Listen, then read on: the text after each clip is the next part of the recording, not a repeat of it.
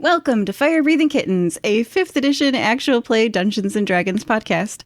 Every episode microplot is a standalone adventure that fits into the overarching macro plot of the whole season. Because they stand sturdily on their own, you can listen to these episodes in any order, and can skip any that you don't enjoy.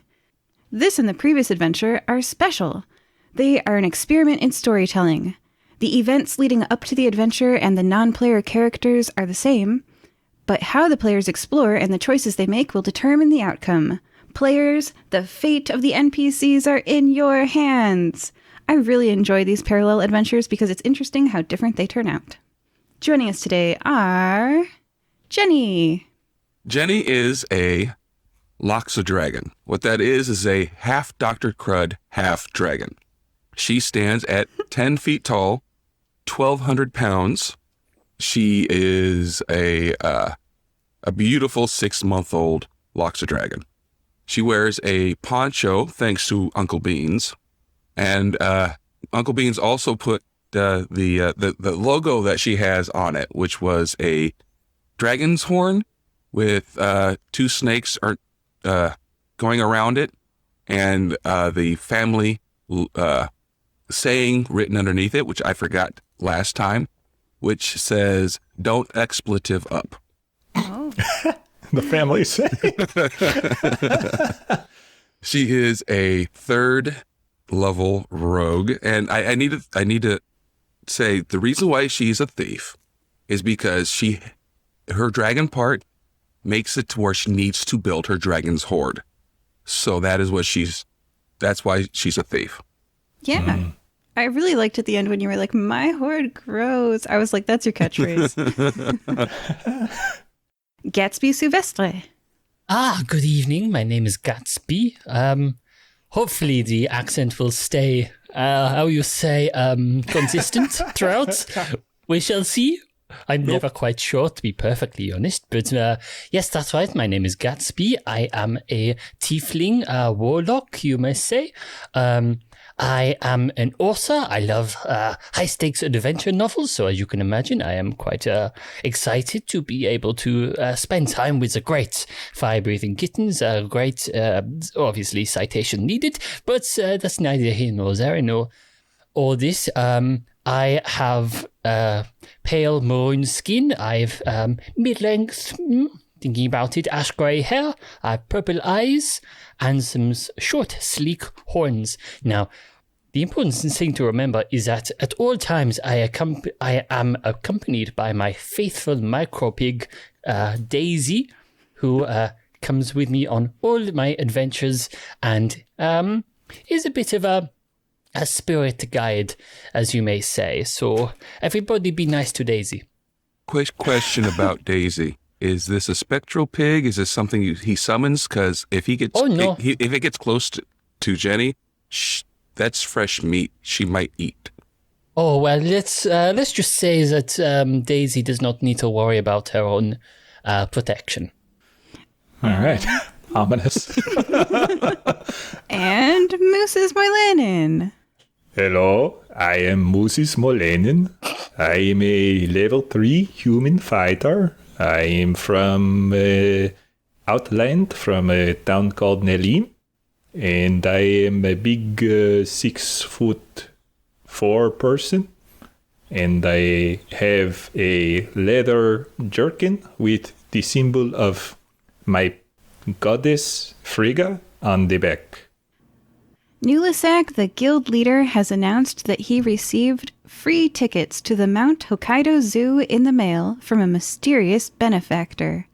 The parcel also included enough coins for you each to receive 50 gold pieces, which you can add to your inventory as you ride the train to Mount Hokkaido. Have you all got that recorded? Yes. I am 50 gold pieces richer to my hoard. Yes. All right. Welcome to the Mount Hokkaido Zoo! An arched sign overhead greets you as you walk in the entrance. All of the players have got a pencil or pen. Please write down these zoo attractions and let me know when you've written each one. Alligator and bald eagle (seasonal). Alligator and bald eagle (seasonal). Uh-huh. Okay. Gatsby? Oh, yes, sorry. I was lost in thought.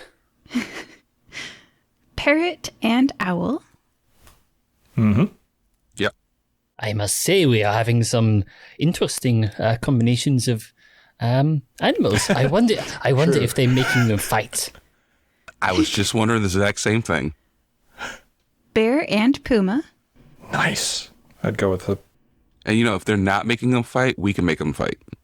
Oh, just think about how dramatic that would be. I could write about that all day long. And taking bets. I assume you guys have the bear and puma? Yes. Okay. The Otterly Fun Aquarium. Utterly fun. Ooh, otter versus octopus.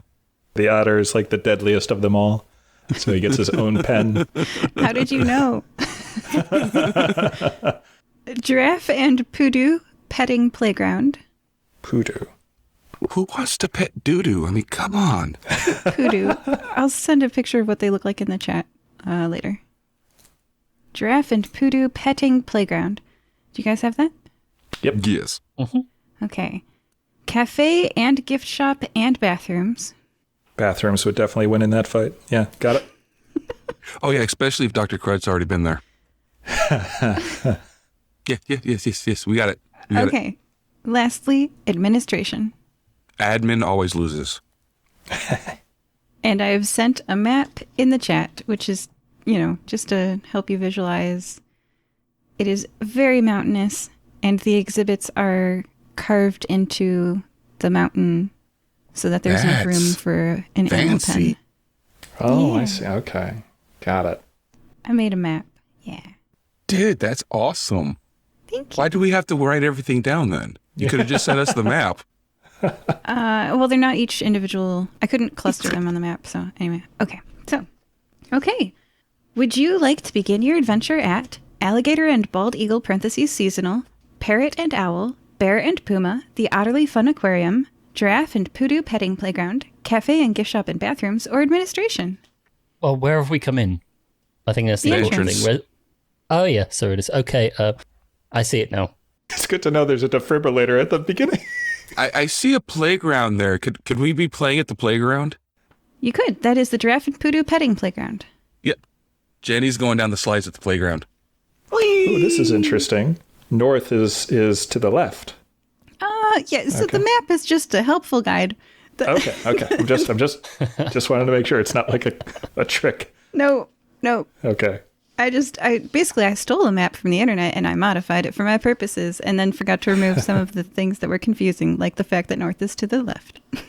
Do we know what was the mission here? Or are we just supposed to go visit here because there's something that we need to do? Or do we know that yet? We won tickets. Nulisat gave them to us.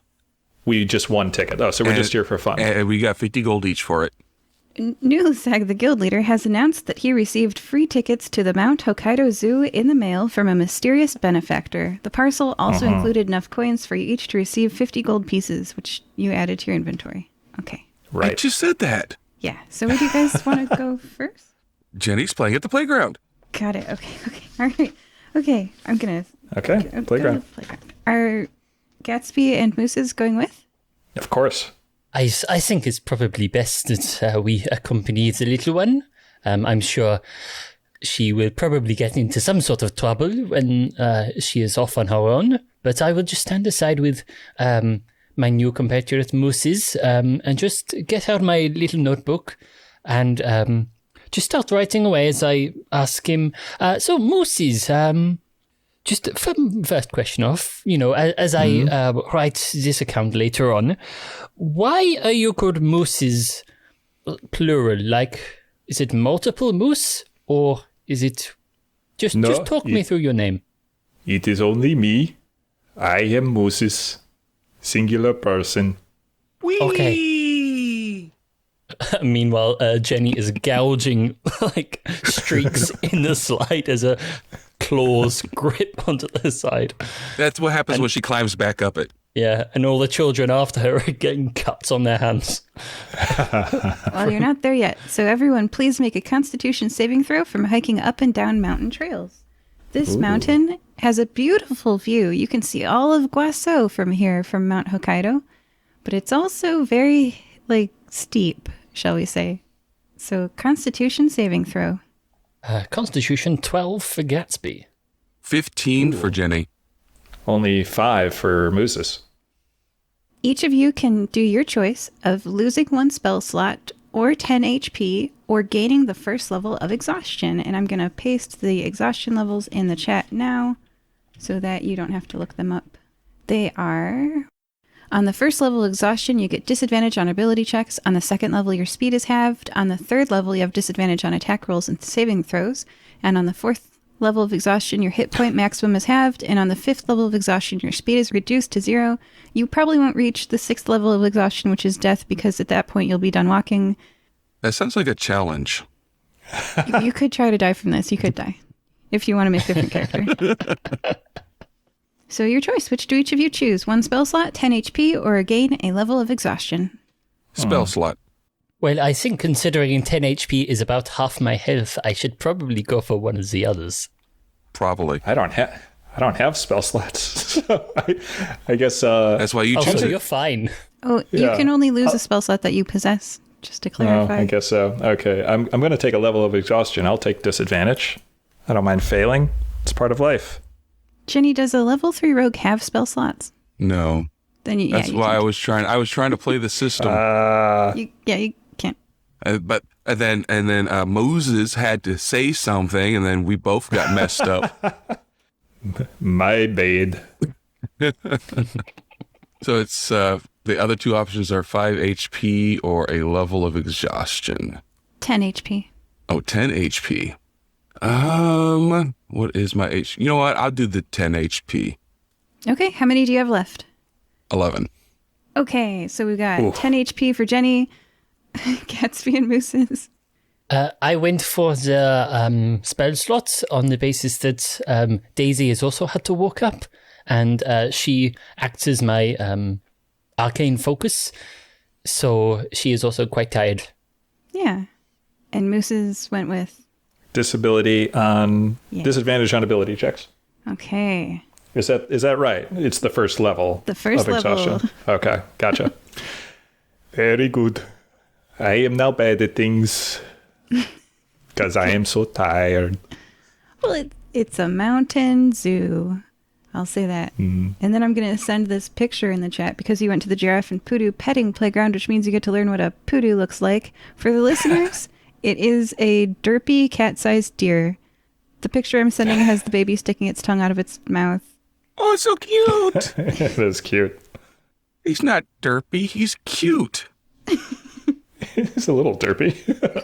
That's what makes him cute. All right, and here's the setting description. Pudu, it turns out, are adorable cat-sized deer. You know this because as you arrive at the Giraffe and Pudu petting playground, a little exhausted, multiple Pudu are being pet by small children inside a grassy fenced paddock. Beside the petting paddock are a children's wading pool and a playground with a slide and swings. Apart from the single namesake giraffe standing over yonder in a separate paddock, which is far away and seems lonely, the other animals, the Pudu, are arranged petting zone style right up close and you can feed them. Oh, Jenny's already there, petting them, feeding them, and stealing one. Please make a sleight of hand check and I will roll for all of the children around you and their parents. That's going to be a 22. 4 of the parents see you. This is going to be some confrontation right away. I think realistically, you should probably make another roll for those who don't care. Only one of them sees you and cares. His name is Chad, and he's going to come over to you. No, I'm just kidding. All right, so a beautiful woman wearing purple that doesn't quite cover enough of her milky white skin comes up to you and says, now I don't know how to voice act. This is supposed to be slowly and deliberately pronounced. You should leave the Pudu in the paddock. Jenny runs and hides. Okay. Let's see how much she cares. I'm going to roll. She does not care. Jenny flees with the Pudu. I'm going to say that you're no longer at the setting, so the other two can now explore. There is a children's wading pool, a playground with a slide and swings, a giraffe off in a paddock all by itself, and the Pudu petting paddock has one less Pudu.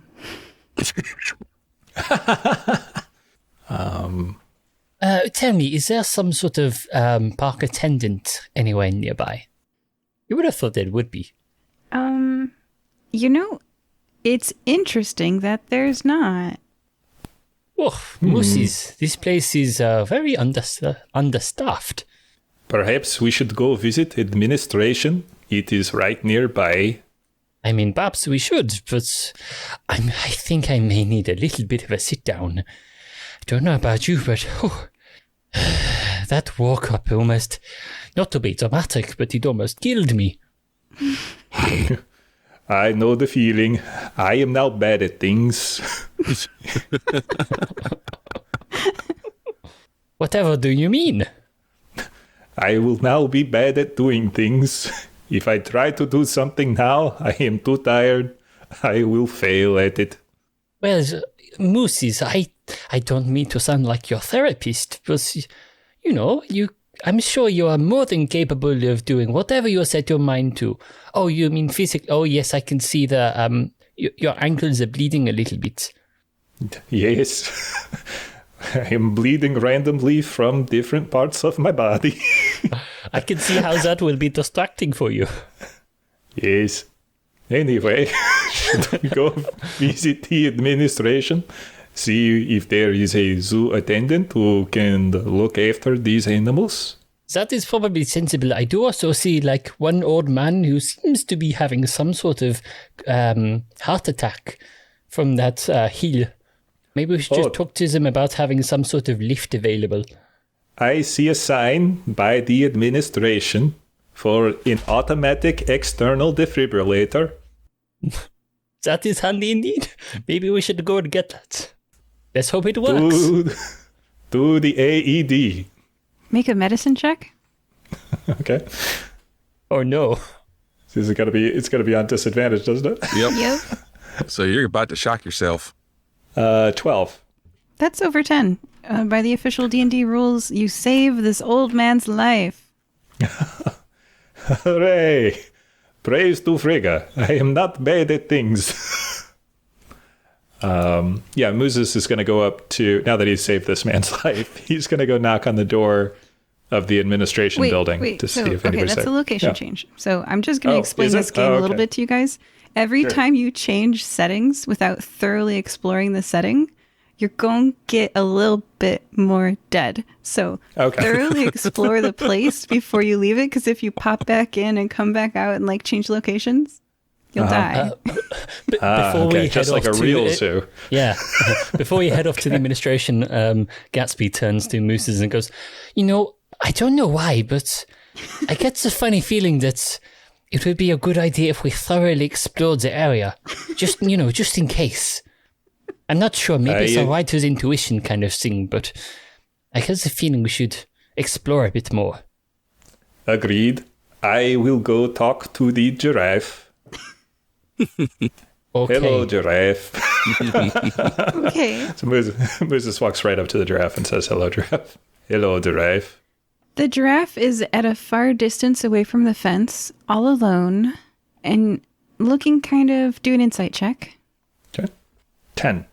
Like a giraffe. Okay. Moses, how big is the fence? If you would like to enter the paddock, you could physically do that. The fence would not stop you. Okay. Yeah, Moses is going to enter the paddock. Okay. Everybody roll initiative except for Jenny, who is not present. Jenny's playing with her new Pudu. Yeah, Jenny got a Pudu. Jenny gets a pass from this setting. Okay, I have an 8. Gatsby? I got a 13, but I think it's only fair that I defer until Mooses goes because A, I'm on the other side of the paddock wall, and B, I'm busy trying to get signatures for a petition for some sort of wheelchair ramp. All right, the giraffe gets a surprise round on you.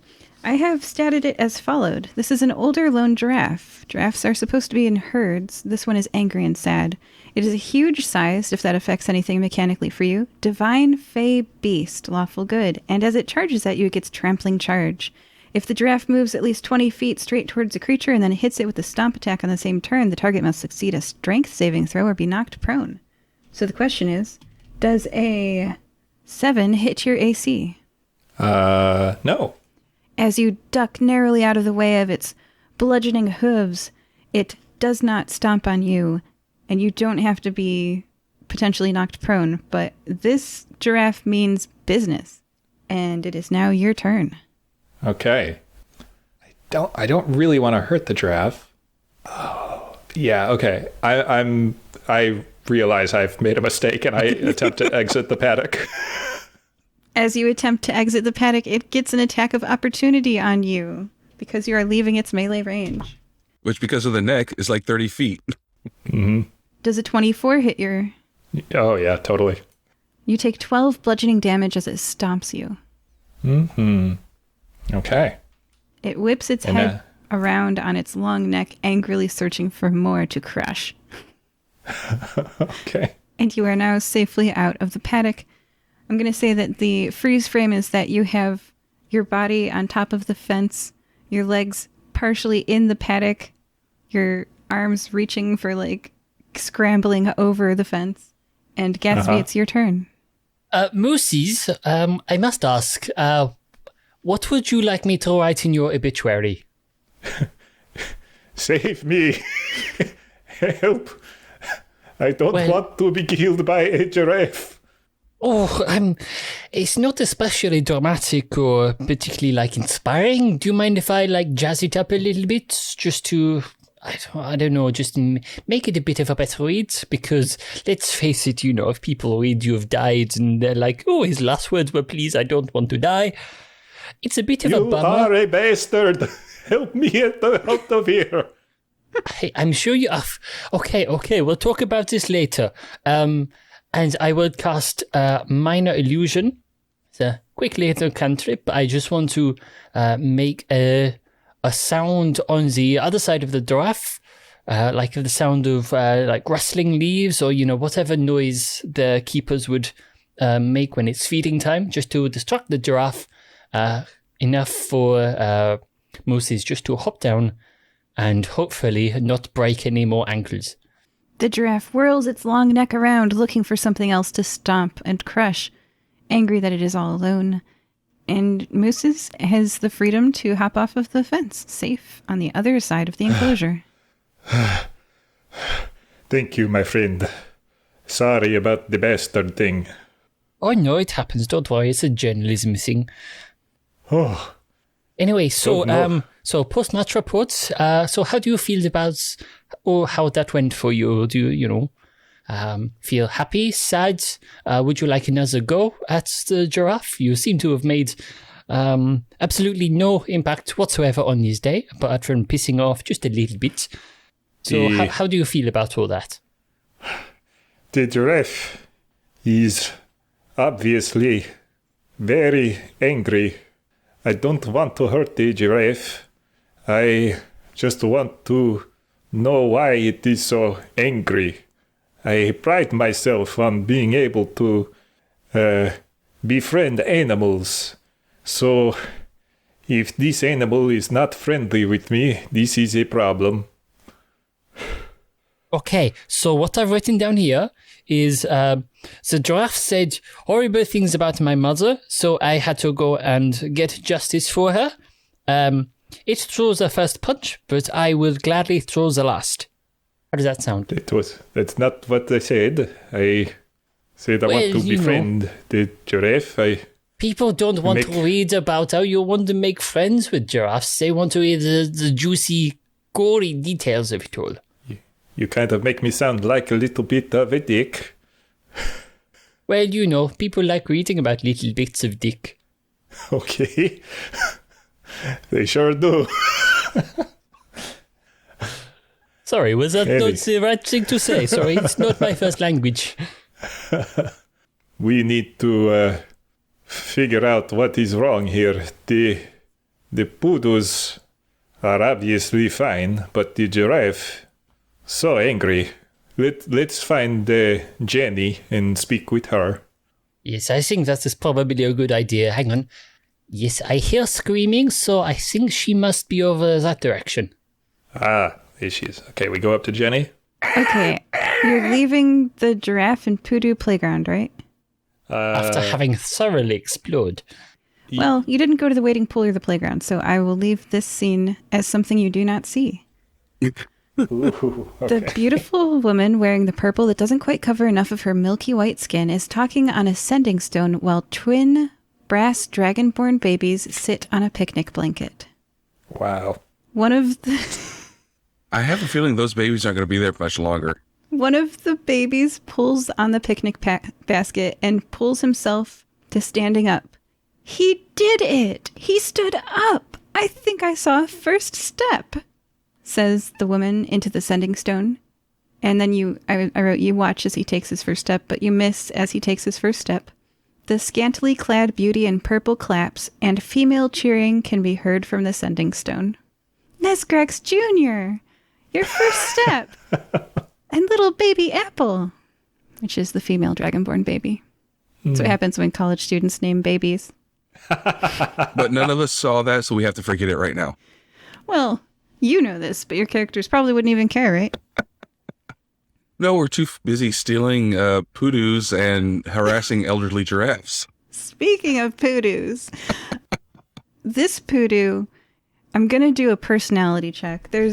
In some versions of Pokemon, there's like a table of Pokemon personalities, so I'm going to pull one up and see what kind of Pudu you got. Let's go Pikachu Pudu. Natures. They're called natures. So I'm going to roll and I'm going to give you a nature. List of natures. All right. Sassy. It's numbered. Pick Sassy. Sassy's one of them. That's 22. I So know. I guess I should roll out of 24. So I'm going to roll a d4 and a 20 because there's 24, 25, there's 0. Okay. Going to roll a d6 and a d20. 6 plus 2. You got a impish. Oh, that matches you perfectly. You got an impish Pudu. Its name is Wanpaku. It has increased defense, decreased special attack, loves the flavor sour, and hates dry food. And that's Wanpaku. Your Pudu. Okay, so what does all that mean for Jenny? Does it mean I get more hit points? Because it increased I defense? think it means you've got to feed lemon bonbons quite a lot and try and avoid the crackers. Yep. And it means that because it's impish, it's genuinely wanting to leave the paddock that it was in, so it's not fighting you and kicking you in the face right now. Because it's impish. It's like, I always wanted to see what was out here. It probably will help you steal things at later levels. Yay! And that that's getting changed right away, so. Okay, that's fine. Wanpaku is a great name. And then because you guys didn't go in the holy water pool, I I'll just tell you can't that- go anywhere near those anyway. It does horrible things to my skin. Well, Hey, apparently would've. I'm impish, so I probably would have gotten burned. Yeah, you'll never know. All right, you're going to the administration. I will read that page. Everyone, please make a Constitution saving throw from hiking up and down mountain trails. Oh, here we go again. 3. Oh no. Okay, 15. A little bit better. 2. Please make your choice of losing a spell slot, 10 HP, or gaining a level of exhaustion. You know what? I want to keep stealing stuff without having being at disadvantage. So I'm going to get myself down to 1 hit point. Jenny's gonna die. All right. I got I'll friends, right, guys? yeah. You got my back. Well, we haven't put away the defibrillator, so I think we'll be okay. I'll take a level of exhaustion. So now, in addition to having disadvantage on ability checks, my speed is halved. And you're down like 12 hit points from being stomped. Yes, I now only have 10 hit points, so I couldn't give that up. The zoo is rough. Yeah. Gonna give it up. Gonna die right here. By climbing this mountain. Oh dear. Although the paths are narrower, implying that they are not intended for visitors, you can freely walk around the administration area. Tidy, narrow paths weave to little houses half hanging off of the cliffside. There isn't much room here for an exhibit or large buildings. Perception check? I got a natural one, so I have my head buried in my notebook, and I'm writing a detailed description of the fight against the dreaded, vicious giraffe, and also making note of how Mose's ankle seems to be quite badly twisted, so he's limping quite a lot now. Jenny is sitting there with her Pudu, so enamored with it and playing with it that she doesn't see anything with a 4. Because Moses is walking so slowly, he's able to see quite a lot because he got a 17. Only Mooses hears bang, bang, bang. The sound is coming, Mooses, from behind a narrow river stone-faced building with a plaque. You can't see what's beyond it other than open air from this mountainous angle. I hear a banging in the house over there. We should investigate. That is strange indeed. It is a wonder that a loud banging noise I did not hear at all. Giggle, giggle, giggle, giggle, Pudu! Oh, that's why I didn't hear it. I've got Jenny in my ear. Okay, come on, guys. Let's go. Okay, I approach the stone building with the plaque. Bang! The noise is coming from beyond it. Oh, okay. I look around the building. A probably human woman with a hammer in her inhumanly oversized hands is flattening a nail in wood. She sets another nail down and, with a smooth and practiced swing, sinks it into the wood plank of this partially constructed building. She sees you looking at her and looks up sheepishly. Sorry, I know I'm not supposed to be here. I know I lost the bid. I told myself I was just coming here to look. But when I saw it done this shoddily, she shrugs. I couldn't help myself. Shoddy workmanship, you say? Please, we can talk. Sorry, my name is Gatsby Sylvestre. I work for the Nicomo Gazette, off and on. But yes, please, tell me, what was this shoddy workmanship you found? Right here. I think it was done by Walter Thibault because he won the 200,000 gold carpentry job. Mr. Thibault, yes, please. Oh, well, of course, I know exactly who that is, but if you wouldn't mind explaining for my friends here, then I would not hold it against you.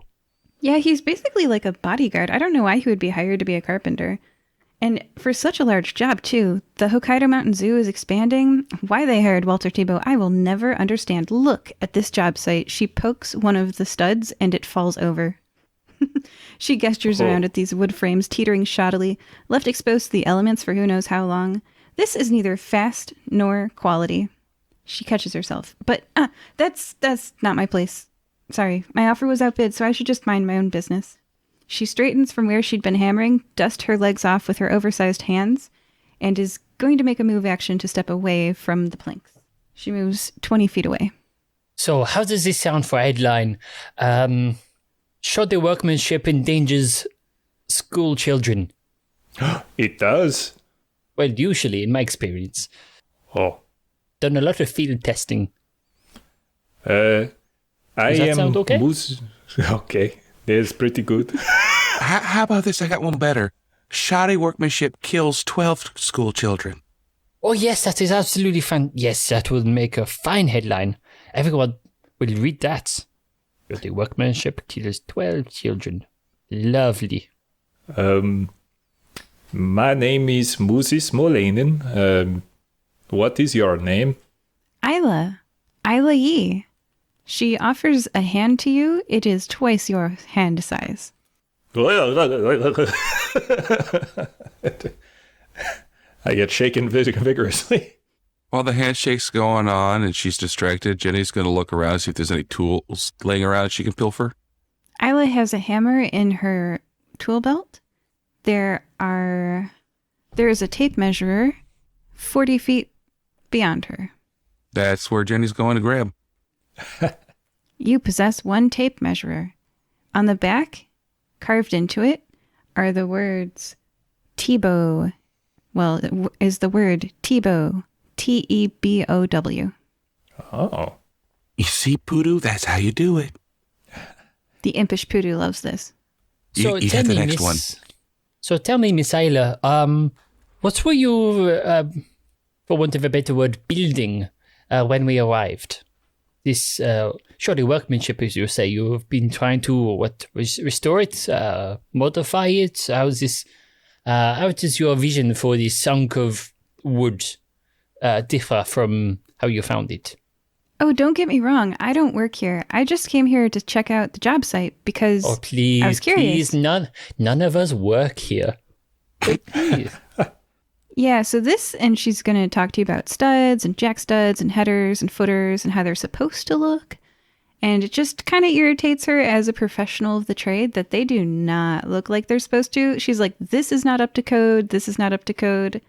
I thought when they outbid me and paid more, my bid was low. It was very low. I thought that they would do quality work.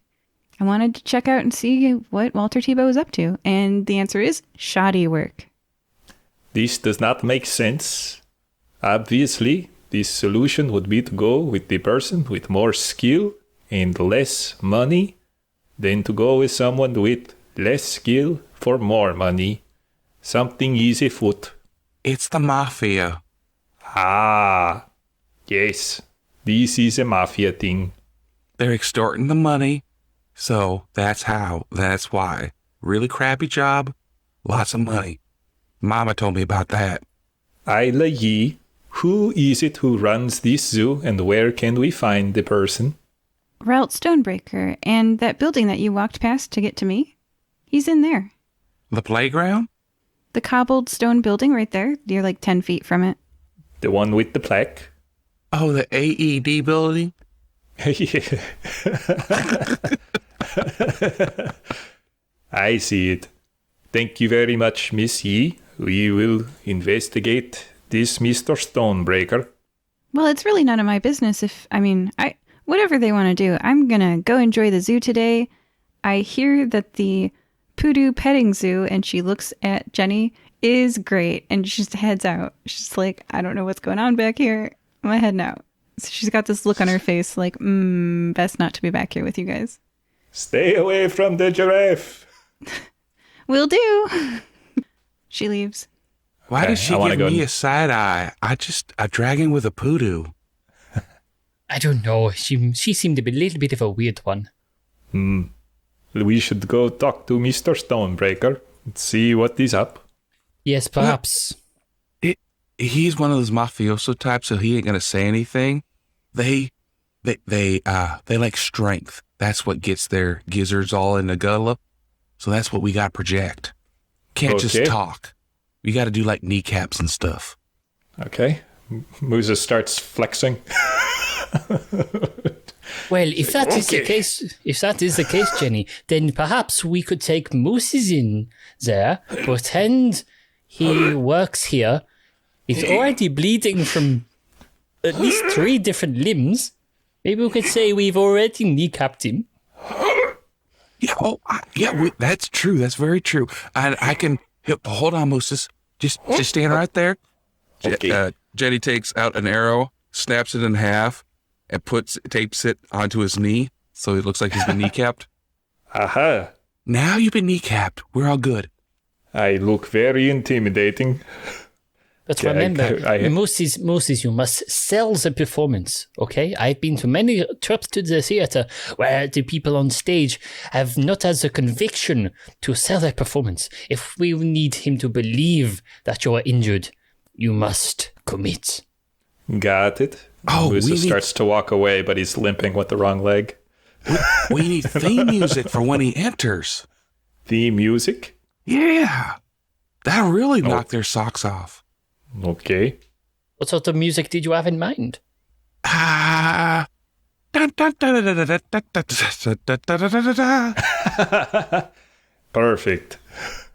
I mean, it sounds good to me. I say we go for it.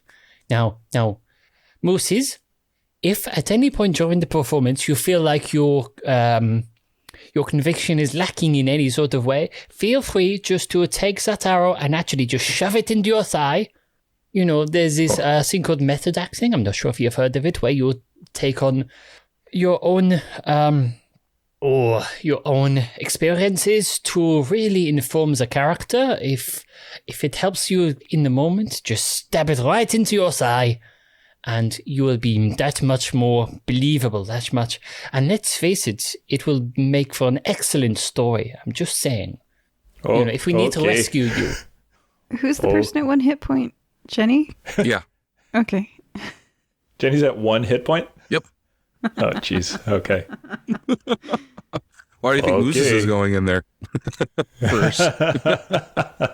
You guys know about the short rest mechanic in D&D, right? Yes. Okay. I guess, do we have time for that? Can we take a short rest right now? How long is a short rest? 30 minutes. 1 hour. Or 1 hour now? Okay. Yeah, we can just rest for an hour. Okay. Let us rest here next to all the banging. That way you have all your HPs for when you jab that dull arrow into your thigh. Right. Okay. Yes, that's why you can really commit. You can even stab it into your arm or your side, or I would say maybe the neck, but looking at you may not be able to take it. So the way a short rest works is you can roll your hit dice as you chillax, and there's not any banging anymore because Isla left. You're just on the edge of a cliff. You can see a beautiful view stretched out before you. Okay.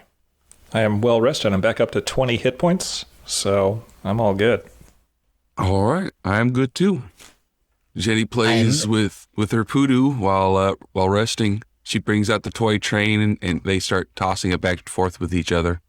I must say, this is absolutely incredible. I've never met a Pudu who seems quite so sentient as this one. Gotta catch them all. Well, yes, but being able to play out with us train is certainly something I've never seen before. Well, I mean, we've never even seen a Pudu till today, so I mean, that makes sense. Yes, maybe we should interview the other Pudus. No, we do that later, Gatsby. We don't need to worry about that right now. Keep an eye on our story. Oh, you can interview this one. Oh, yes, well, okay. We'll cover that later. I don't want to, leave this poor mob boss waiting. I'm sure he's very busy. Okay. I'm going to go up to the door and I'm going to knock on the door. Do the music. Do the music. Okay. You knock on the door, which has knock on the door, which has a plaque next to it. Mm-hmm. A voice calls from inside. Come on in. I love hearing from happy park visitors. A man's voice calls from inside the building. Well, you'll hate this visit. Yeah, I open the door and I enter. Inside is an opulent office with a shiny desk. A stocky dwarf in a good suit stands up to his full 4 feet 8 inches and beams at you, seemingly pleased that you're enjoying the zoo. He walks in dripping in blood with an arrow sticking out of his thigh. Then he sees the blood dripping from the arrow in your leg and says, My goodness, you look injured, and takes out a first aid kit. Would you like to receive first aid? Yes, please. He gives you a healing potion and asks, How did this happen? Please recover 7 hit points. All right. I've only got a max of 22, so that'll be great. Are you okay? Did someone shoot you in the zoo? Oh, no. And he starts to call the authorities on his sending stone. He says, 9, 1, 1. Hold. Wait, hold on. It's okay. No, you can hang up the sending stone. See? And I take the arrow off. Okay. I can't hang up on them. That'll make them come here. It's already ringing. Wait for them to answer and then let them know everything's okay. Guaso Emergency Services, what's your issue?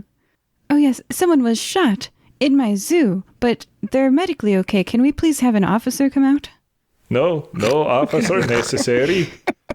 As you can see, I am not injured very badly and did not receive a wound to my leg from an arrow. He hands you the sending stone. Hello. Would you like for us to send an officer? Would you like to file an incident report? No, No, thank you. That is fine. We will handle this. It is all perfectly a misunderstanding. But if it's an error, we have a mandatory error reporting system.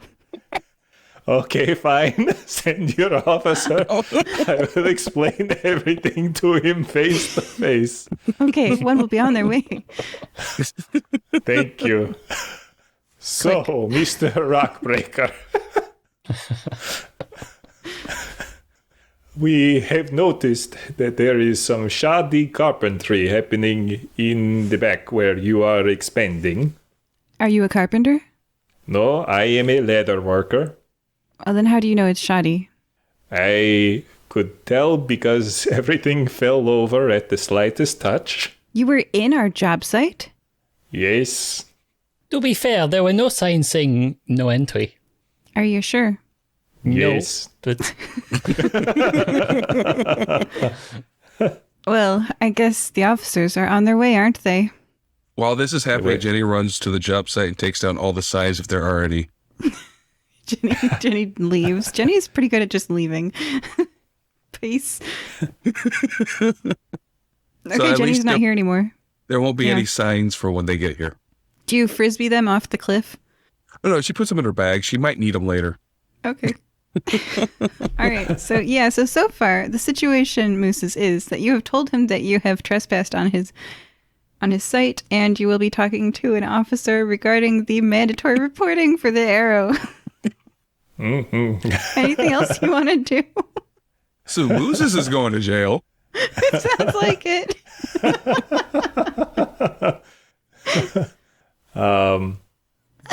I say to him, I want to know why you did not hire Ayla Yi for your carpentry.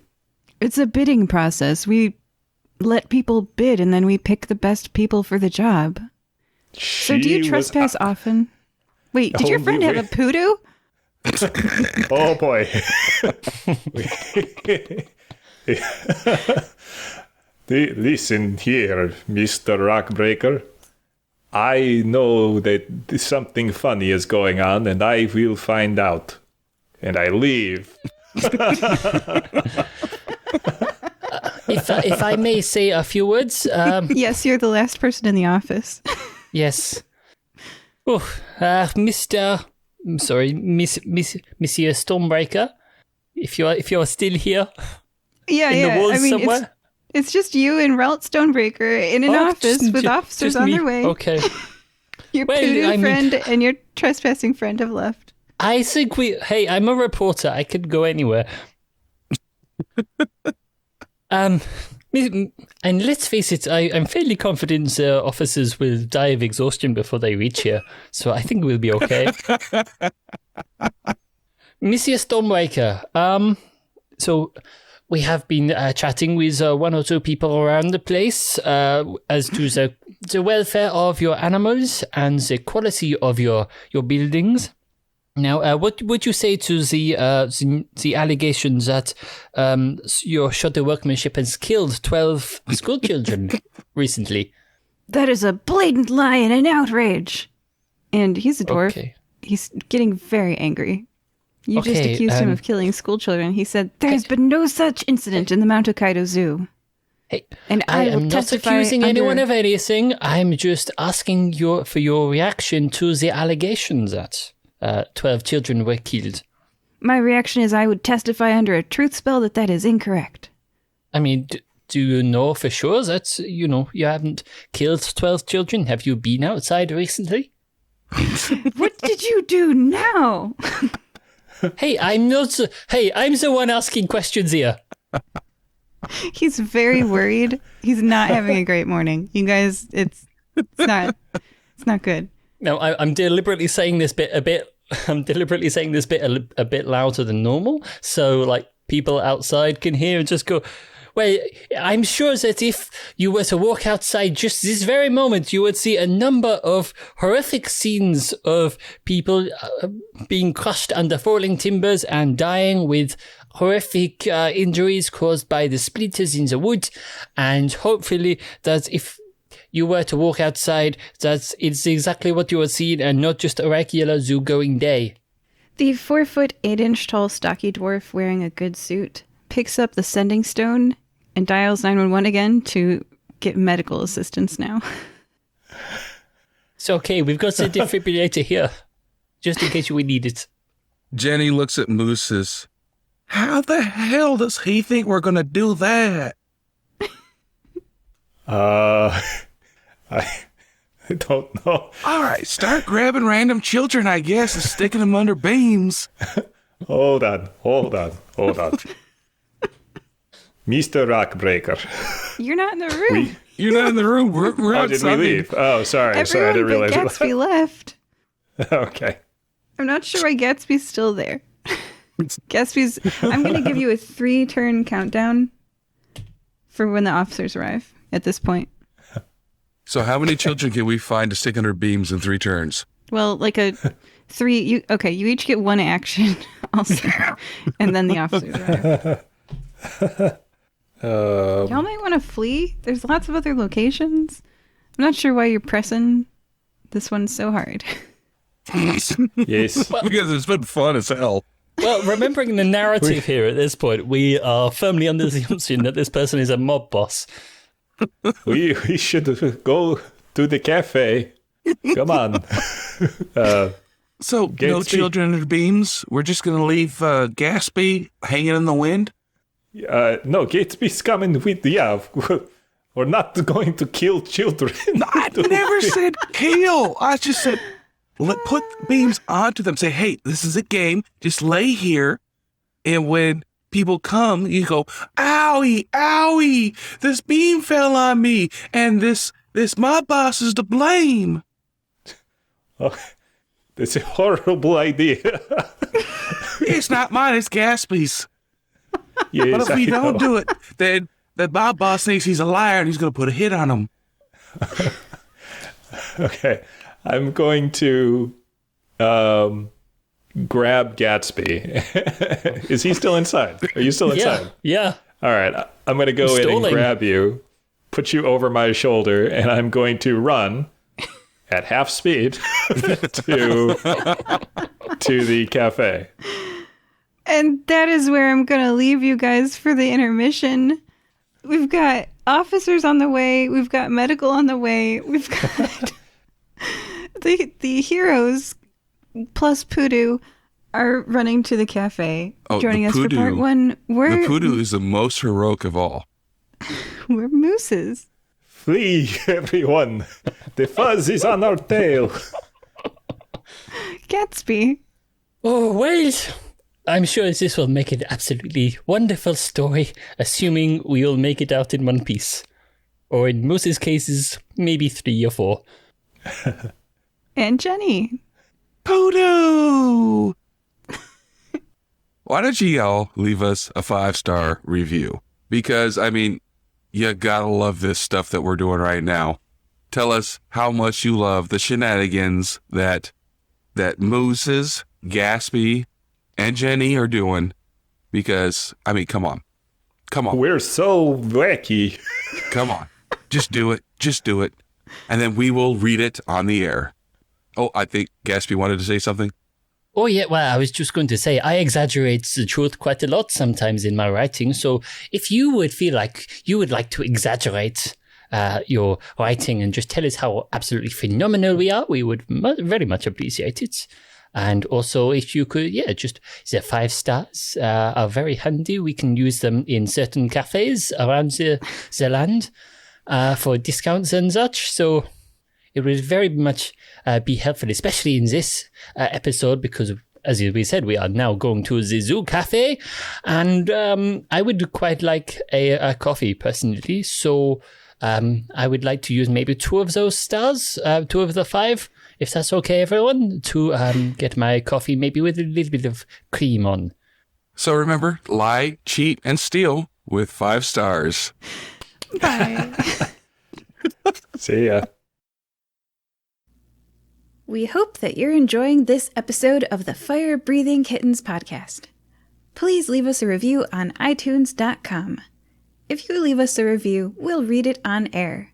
It's fun listening to the words of your review get read by the characters you know and love. So go to iTunes.com and leave us a review today. Can you think of someone who might enjoy this podcast? Please share it with them. Is their birthday coming up? A special anniversary? Would you like us to wish them a happy day on your behalf? You can arrange for us to read your shout-out on air at firebreathingkittenspodcast.com through our partnership with the website Buy Me a Coffee. Do you enjoy reading books? You can find paperbacks and ebooks based on our adventures on Amazon.com in the bookstore, Fire Breathing Kittens, that part's all one word, podcast. The authors do a great job of adapting the stories into fun novels. We also have official merchandise on redbubble.com. Imagine owning a notepad with the Fire Breathing Kitten logo on the front, or a t-shirt with one of your favorite characters. And lastly, I'd like to take a moment to sincerely thank all of you. We don't pay to advertise this show, so the only way we can grow is through the support of listeners like you. Thank you. Welcome back to Fire Breathing Kittens, a 5th edition Dungeons & Dragons podcast. We are joined again by Mooses. Hello. Jenny. I got a Pudu. And Gatsby. Oh, Jenny, please, not on the sidewalk. Well, we're going to the cafe. You can do your Pudu there. Oh, I ain't scooping. Scoop. Everybody please roll a d20. D20. 7. Nerf. 9. Can you guys see that number? 16. 16? Who's the closest to that? Okay, so that is both Mooses and Gatsby. Oh, okay. We Do it in unison at the exact same time. Okay. Okay. It'll be like Roll that off. improv game. We went. Oh, the DM is just like, oh my god, just make this stop now. Okay. So what do? You want us to roll another D20? Yeah. Okay. Yeah, we don't want to break the DM yet. 15. Oh, that's awkward because the number was 16, right? Because I got a 17. We were exactly the same distance away. Oh, are you kidding me? So now you Well, the still new have to do number it in unison is- at the same time. New number is a 7. Oh, okay. So that means me. Hello. Oh, no, we don't. Oh, here we But go. my original roll was a 7. So does that mean I have to do it? Yes. So. Nuliseg gave us. Put this on double speed. Everyone listening, we might be here for some time.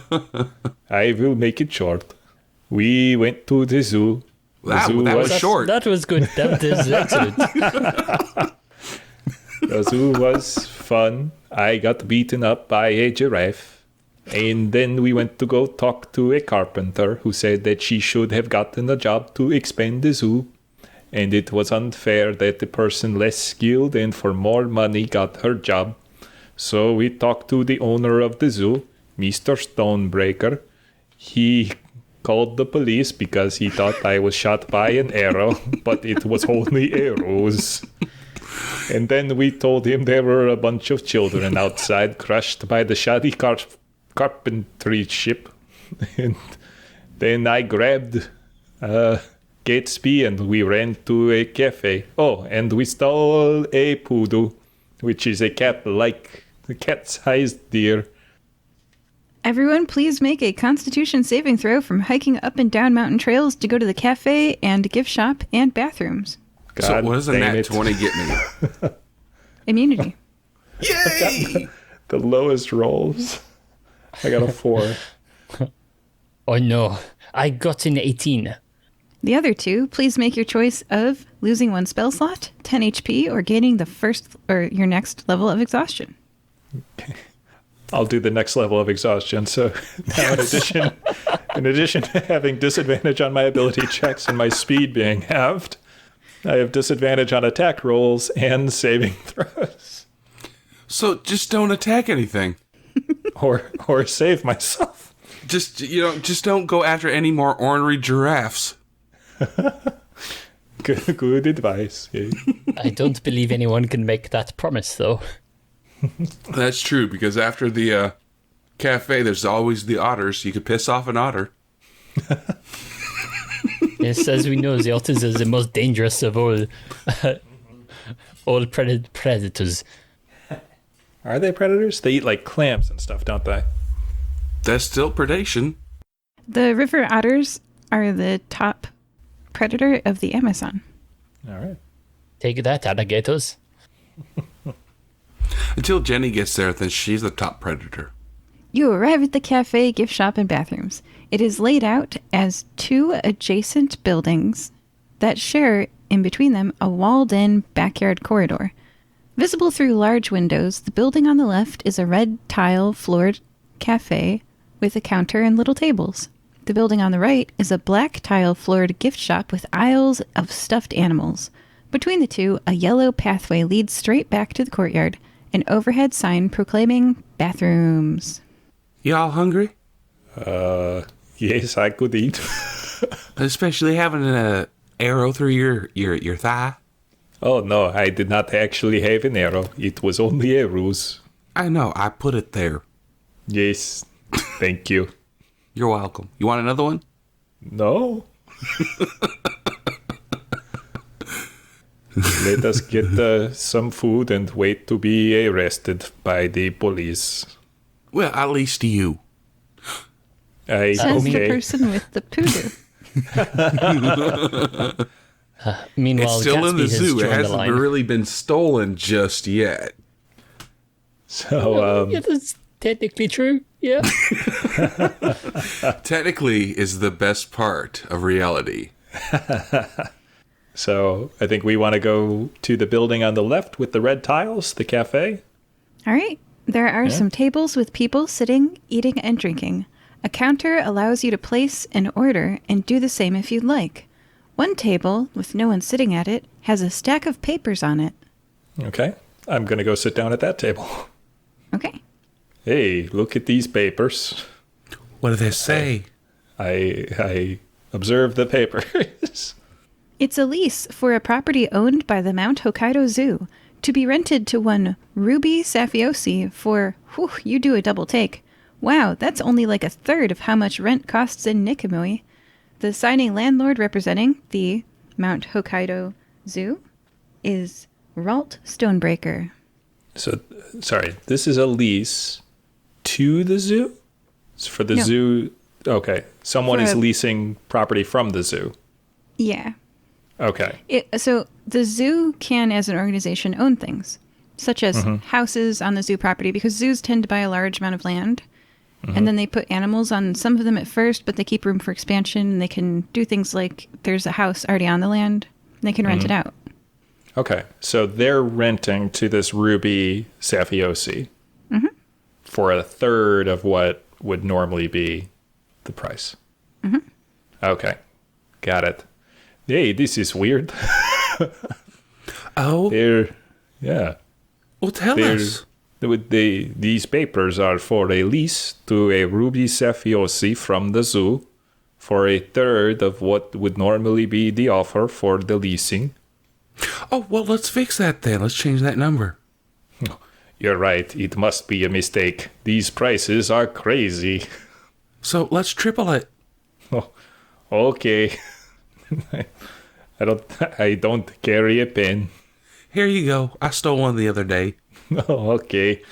I cross out the number and I multiply it by 3 and I write in the number. And then I neatly you- stack the papers. You hear a shout from the queue to the drinks line. It goes, "Excuse me, you two. How much hot sauce would you like in your coffees? All of it. Yes, also all of it. All of the. Oh, okay. 3 all of the hot sauces in the coffees, and could you give me what's that? Just oh yes, could I have the pickled hedgehog marinade, please? Yes, thank you. And get me a giraffe. Oh, and giraffe steak, yes, for the little one. I say little one. She's the 10 feet tall elephant dragon over there. Yes. Lots of dragon, no, thank you. she is definitely a child. So that's why we've got this family ticket. Yes. Subtract 4 gold from your inventory, and you are handed. You know how they make designs in cafe, like fancy coffee, there's a giraffe design on the top of all of yours and a lot of hot sauce in there. I take a sip. Oh, that is a spicy meatball. See, there are meatballs floating in it. Yes, weird. Anyway, I make my way back to the table and I sit down, slopping coffee everywhere, all over all the papers. Oh, no. So, what's going on here, chaps? Well, we fixed the price on the rental. Oh, sorry, what to sing is this? I just had a thought. These papers could be evidence that could help us when the police come, if we want to help convince them that Mr. Stonebreaker is breaking the law. Hey, that was a funny one, right? That was a joke. So you're I'll take saying your word for it. we shouldn't have fixed the price? Probably not. I'll rub it out. Oh, no, it's okay. There's a copy over here. You know, these things are always coming like triplicates, so I wouldn't worry about it. Yes. So having read of this, so the zoo is releasing this, property to Safiosi for a pittance. And they have also paid this Water Thibault, for far too much. I just thought of an even more important question. Oh, yes. Why was this left outside on a table for anybody to peruse?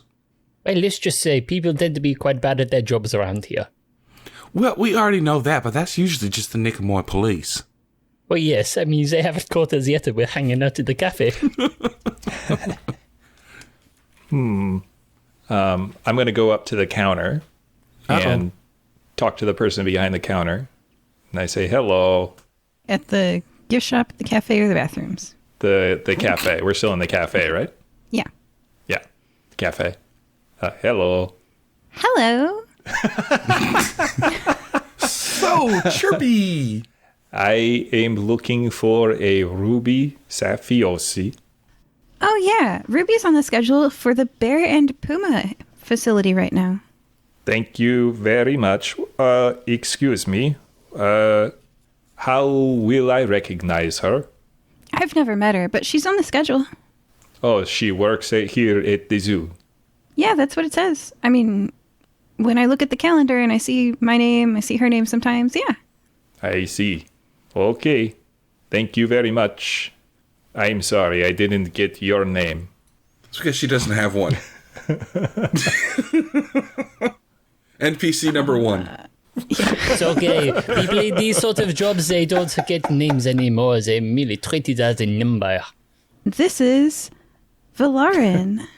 Valarin is a Triton, and she's an adult woman. I hope so. Triton. Working at the cafe. That's Valarin. Right. Vylaran. Well, I mean, if you make children work at the cafe, that's just child employment, and that's not right. Unless you're a 6-month-old time dragon. She's an adult. Oh, she used to be a captain.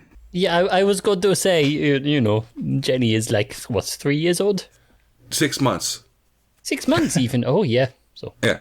But she's, part-time dragon, so she accelerated her time stream. well, she's just a part-time dragon, not a full-time. Oh, she's full-time. Loxa dragon. So she's a full-time, part-time dragon. Okay, I got it. No, you don't. But it's cute that you No, tried. I don't. Keep up, Gatsby. Come on. Oh, no. It's okay. It confuses me, too, and I'm Jenny. You know you've done bad when Mooses calls you slow. Jenny, Gatsby. Yes. I think we should go find this Ruby at the Bear and Puma place, but first we should investigate the rest of this area. But I'm still waiting on my giraffe steak. I thought Gatsby put an Damn order your in for giraffe it. steak! And if she was holding it, I would slap it out of her hands. But she won't be. I don't know. Grab her by the lapels. That's an awfully high reach. Okay, I reach really high. I jump up to grab him, and I'm just hanging off the floor, holding And onto the her Pudu lapels. bites you in the butt. Okay. I deserved it. I flew off with the handle. Come, let us go down this corridor to the gift shop. Oh, you gonna buy me a trinket? Sure. Okay, I like you again. Okay, good. So yeah, I lead the way down the corridor to the gift shop. There's a plaque next to the door into the gift shop. Would you like to open the door? What does the plaque say? Does it say gift shop? It says gift shop, and then it says, in very small text, Mount Hokkaido Zoo is proudly accredited by the Guaso Zoo Association, sending stone number 555-5555. Is there anyone around? Tons of people. People are walking past you to the Oh, okay. bathrooms. You're in the corridor between the cafe and the gift shop. All right, Jenny won't take the sign then. Okay, cool. So yeah, I go into the gift shop. Would you like to buy a very large giraffe plushie? It's 6 feet or 2 meters tall. Over by the checkout counter, there's also a barrel overflowing with dozens of small otter plushies. Oh, please, Moses, please. I want the giraffe. I want the giraffe. Moses starts having like PTSD from seeing the giraffe, and he starts freaking out. Moses, I want the giraffe. Please give me the giraffe. No, he starts Please, to like take out his sword. You promised you'd get me something for this gift shop. I want the giraffe. Please. You already have a real life Pudu, Jenny. You promised. Dr. Crud III would not want me to be spoiling promised. you. Fine. I go up and I pick up the giant giraffe and bring it to the cashier desk. That'll be 1 gold. Okay, here you are. Yay!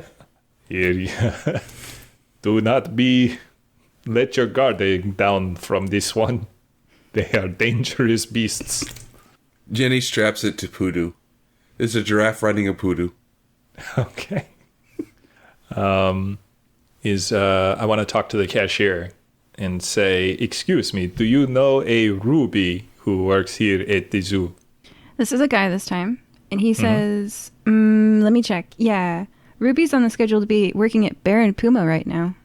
Thank you very much. Have you met this Ruby before? No, I haven't. Okay. Boy, I sure could use a tinkle. Well, the potty's just right there. Okay. I go to the bathroom. Walking between the buildings on the yellow path, you emerge into a walled-in courtyard with a grass lawn and a stone building that has been painted white. Black capital letters proclaiming bathrooms. Excuse me, urinal. Do you know what Ruby looks like? This white painted windowless building is fronted by a single oversized green door that swings as a woman with incredibly large oversized hands, which pushes it open and enters. A man I was with so disappointed you said hands. Oh, she stabbed too. Yeah. man with You know what they gosh, say? Big hands, big. A man with pronounced 5 o'clock shadow with his shirt half untucked stands 10 feet from the entrance, staring off to the side of the building. Okay. Well, I know who the lady with the huge hands is. I'm going to go up to the man with the 5 o'clock shadow, and I'm going to say, hello. Oh, hi. I am Moses. I am a craftsman. I wanted to compliment the builder of this place on their craftsmanship. Could have used some security cameras if you asked me. Oh, why do you say that? My son, Trevor, went into this building last Saturday and never came out. This building, the bathroom? That very one. I told the guards in the city watch. They said they have no leads. I don't know what to do, so I come here every day in case I missed something. It sounds like he got flushed, and so you gotta go into the sewer to look with the alligators. Ask Olive, she might help. Oh, yeah. Would you like us to flush you, get you down there so you can go look? He considers it. He's not in a good mental place right now. We'll flush you. We have no problem with that. No, I should I should wait here. What if he comes back? How old is Trevor? 10. And this guy's a human, right? Mm-hmm. Okay. Have you considered child trafficking and somebody in there just took him while you weren't looking, so you're a bad parent? His face crumples and he sobs, yes. And so, with that in your mind, you just come back to the same place instead of being out there looking? He grabs you by your lapels and he shakes you and says, "What should I do? What should I do?" Well, first, you're very tall to be able to grab my lapels. Second, get out there and look. Not just stand here like a poopy doopy. Like a poopy doopy. He lets go of your lapels and shoves his hands in his pockets to keep them restrained and sighs. Would it help you if we went inside the potty and looked for him? Have you even tried that yet? Make a dexterity saving throw. Oh, shoot. 21. You dodge his fist. He just tried to strike a 6-month-old. Yeah, he did. He's a bastard. Yeah, well, you know, he's not in a great place mentally right now, Jenny. Did you just try to strike a child? You are a bad parent. I attempt to restrain the man. He lets himself be restrained and is very ashamed. So Okay, Jenny hits him while he's restrained. He falls unconscious. Oh, no. Jenny, why would you hurt this man? He tried to hurt me. Oh, Mama always says, do unto others as you would have done unto you. He tried to hurt me, so I hurt him. okay. Let's at least try to find his son. So that when he wakes from this coma that you have put him in, he will be happy. Well, the only thing we got going for us is the potty. So we can go look in the potty, and if not, it's child trafficking, and our hands are tied. I agree. So, male or female? The unconscious human cannot respond. His name was Trevor. Well, he could have wandered into the female restroom. This would be a possibility. And but is there a child-changing restroom, too? So a family restroom? They could be 3 here. Do a perception check. You're standing right there. You can tell. It's taking so long. It could be 4 for all we know. Perception. That's going to be a 15 total. You see a white painted windowless building fronted by a single oversized green door. A swinging door that has above it painted black capital letters proclaiming bathrooms. Unisex! Even easier. Let's go. Okay, we enter the bathrooms. You push the oversized swinging green door open, finding it surprisingly not heavy at all, and enter the painted white stone building. Inside, there are 20 little rooms on the left and 20 little rooms on the right, some of them bigger or littler than the others, clearly built to try to accommodate most fantasy races. Each little room has a lockable door on it. The wall you walked in from has sinks along it. Jenny starts kicking open doors. Kicking them up. Yeah, so you take the left, I will take the right, and we will check every stall. So you kick open a door, and you're going to get people fighting you. Because no offense, but like if you do choose to go down this path, like you're all like, don't kill Jenny, she's everyone's favorite character. If Jenny kicks open doors and knocks out NPCs and stuff and steals Pudus, there's consequences in my D&D game. So like, I'm just letting you know, people will fight you if you kick open. Like if I was in a bathroom and someone kicked open my door, I would kill them. So like, I just hope you know. All right, Jenny will knock then. Okay. As you knock, there are people saying occupied and not attacking you. Mm-hmm. Are you Trevor? And No. every time she gets a response, she asks if they're Trevor. Not Trevor. Yeah, I do the same on my side. All right, because, I mean, if you do want to roleplay the I kick the door open, we can do that. It would be a lot of unconscious NPCs on this floor in this bathroom. No, it's okay. We don't want to beat up everybody in the zoo. Just the giraffes. Okay. All right. None of the stalls are occupied by a Trevor. Okay. Child trafficking. Nothing we can do. You got... Oh, I'm sorry. Gatsby, do you have an idea? After some time, you turn around and notice that Gatsby is not actually with you. So we'll cut quickly to back in the cafe. Waiting for food is Gatsby, just standing there, tapping his foot with impatience until someone says, order 24. And then Gatsby just goes and picks it up and goes, oh, yes. So we got, yes. Sorry, could I have that in a little goodie bag just to take away? Yes, no, we'll take the other one. And so I pick up the pickled hedgehog and just go, Daisy, it's time for food. Open wide. And neither of you are here, so you don't see Daisy's jaws open wide about 180 degrees, and like teeth start expanding and a large tongue comes out and just eats the pickled hedgehog whole. And before going back to an adorable little micro pig, he goes, there we go, wasn't that better? I don't know why I'm talking to you not through my mind, but don't worry about it. Sometimes I just like saying things out loud. Oh, yes, thank you for that. Oh, we got the goodie bag now. We should probably go and find the others. I hope they haven't been knocking people out again. It's very awkward when that happens. So no giraffe steak still. Fine. I see how it's going. It's on its way. I've got it in a goodie bag. It's coming for you. Don't worry. There's only one giraffe. Yeah. That's because the rest are steaks. Yeah, there used to be a lot more. Back in the bathroom. We'll eventually join the other two. Okay.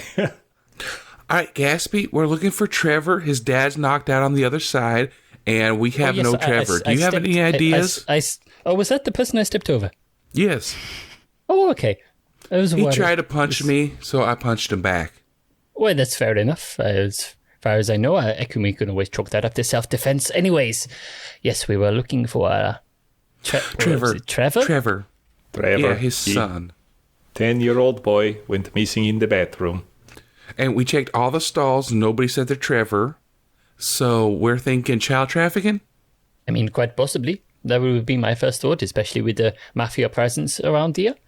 But I assume you've tried to look for any secret exits or loose panels where you could get smuggled out of. Yes, I'm rolling that right now. Of course. We will just check again, though, to be safe. So we check for hidden rooms and doors and the big old tube that says Trevor's in here. Or the fire exit at the other end of the room. Please roll your choice of ability check. I did investigation, and I got an 8. I'm rolling perception. That's going to be 18. And I got a 15 on the investigation. The investigation people are checking for hidden doors and passageways and a tube labeled Trevor. You don't find one. The perception. That's what Jenny said. That's what, yeah. So, Okay. I mean, that's the obvious, but it can happen. And honestly, everyone but Moose's. So Gatsby and Jenny see swept to the junction between the wall and the floor. You see a faint glitter. Ooh. Oh, Jenny's right there retrieving it. You touch it? Yes. Okay, your fingers are coated in a glittery dust. I glow now. This certainly looks interesting. If I've learned anything in my a certain number of hours investigating certain toilets, it's that very few of these areas tend to glitter. Do you think that Trevor could have been turned into this glittery dust? Or perhaps it's some sort of byproduct of maybe some sort of spell, or I don't know. Have you tried sniffing it or licking it, or any of those other scientific methods your mother tends to incorporate? Jenny sniffs and licks it. I'd like for you, not your character, to add to your character sheet that you have consumed Ekenblim dust. Uh-oh. Ekenblim. Spell that again? Ekenblim. Ekenblim. And how's that killed me? No, it doesn't kill you. What does it do to me? Oh, God. She just shrugged her shoulders. I'm dead. Okay. You said this is in like near where the floor meets the wall? Yes. Is that right? Okay. Where the floor meets the wall. Where the floor meets the wall. So Moses is going to like push on the wall and sort of rub his hands over the wall looking for any sort of loose tile or panel or whatever. Yeah, so it was swept to the junction. So you know how sometimes when people clean, they don't super clean very well at junctions and in corners and cracks? This dust was maintained in this room because it wasn't swept up because it was at the junction between the wall and the floor. Was there pee in that too? Ew. Yes. Oh, God. Gatsby, you bastard. Okay. So Is that easier to picture? It's not like it's lining a secret door or something. It's just that there's debris, and it's part of the debris. Sure. Gotcha. Okay. Cool. All right. Well, I think we got a clue. Gentlemen, I think we have another clue. Excuse me? Yep. Gentlemen? Yes. You want to try that again? Oh, sorry. People, colleagues, Better. I believe we have found another clue. It's inside me now. Yes, that was good thinking. Keep it safe. I believe we should go try to find this Ruby person at the Bear and Puma place. All right, I can eat a puma. Okay. Can't wait to see what I'm going to have to suffer with next.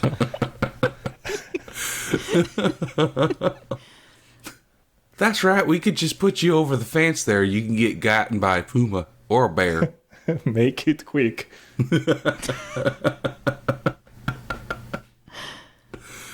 So there are games like Call of Cthulhu and stuff like that, and like all the Arkham-based games where you just slowly whittle down and down and down, and you're the best off you ever were at the start of the game.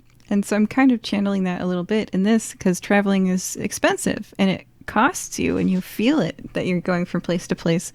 If you don't like this mechanic, please let me know at the end of the game. If you do like this mechanic, please let me know at the end of the game. We did this yesterday in a D&D game, and they had some things to say.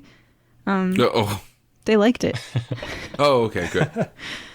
It felt very exhausting to walk around on hills, they said. All right, so anyway, yeah, just let me know. I could not do this in the future. It's an experiment in storytelling. Okay, everyone, please make a Constitution saving throw from hiking up and down mountain trails to get to Bear and Puma. It's going to be a dirty 20. I got a 14.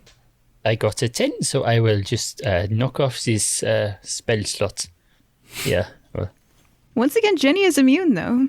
Oh, really? Oh, Yeah, wow. Yeah, Okay, but not Moses. not mooses. What are you doing? Well, the next level of exhaustion is that my hit point maximum gets halved. Or you could just subtract 10. So I think what I'm going to do is subtract Same 10. thing. Because then when I get to that next level of exhaustion, I'll have only lost 5 hit points.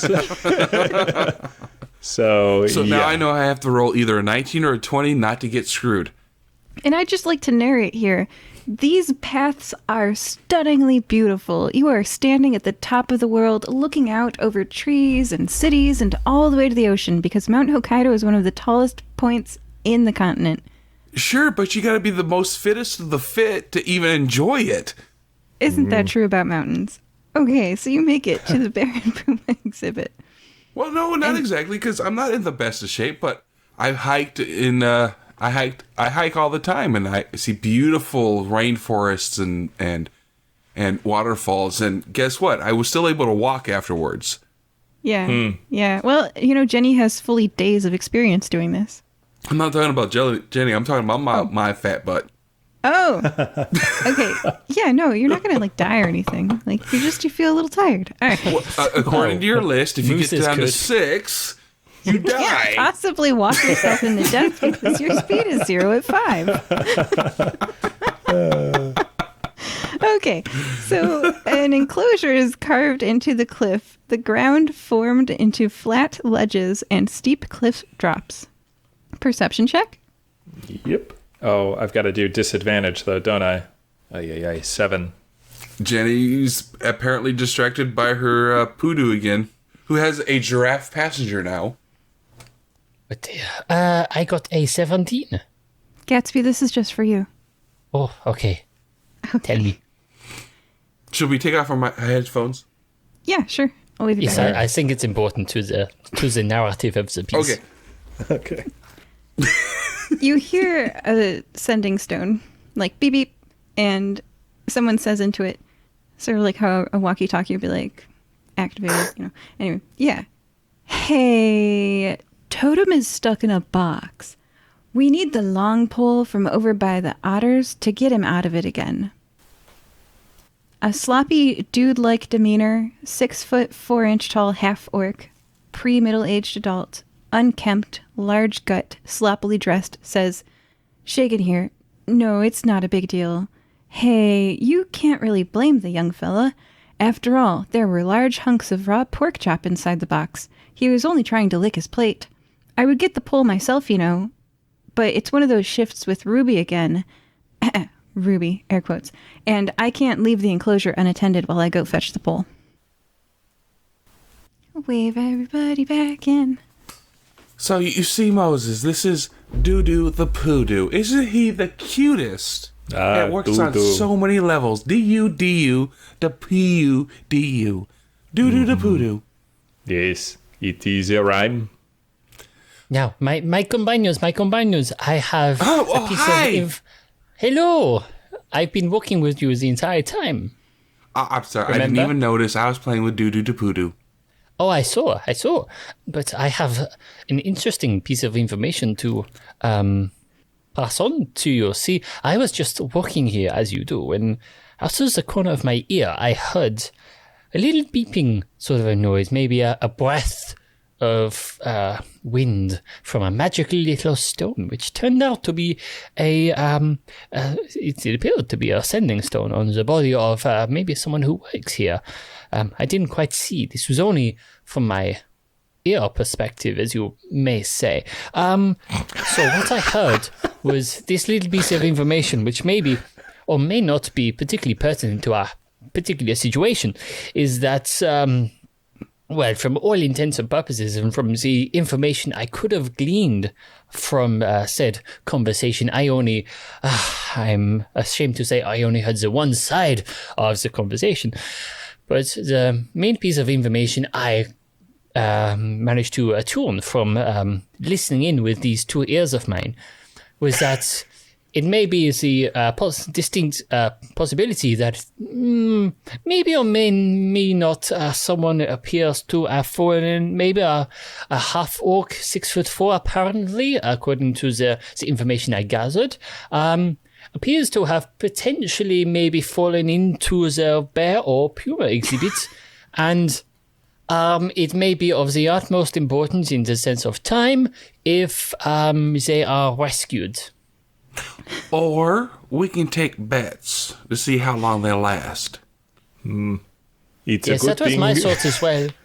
It's a good thing we apparently drew the police to this place. They will be able Yes, to it help is. momentarily. Well, I've not heard hide nor hair of the police, so maybe they are too busy, maybe in a cafe or looking at this man you've knocked out already. But apparently there is this one little piece of information which could help things.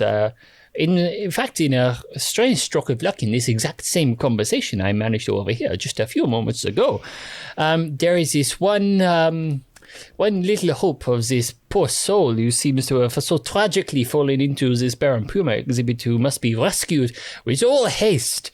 Apparently over towards the otter exhibit, as I'm given to understand, there may be this, how they called it, a long pole, which may be used in such an eventuality so as to be able to rescue such a person from such a dangerous situation. So perhaps it may be a good idea just to, how you say, swing by the otter exhibit to maybe pick up this giant pole in the potential eventuality that the person is still alive by the time I have finished speaking.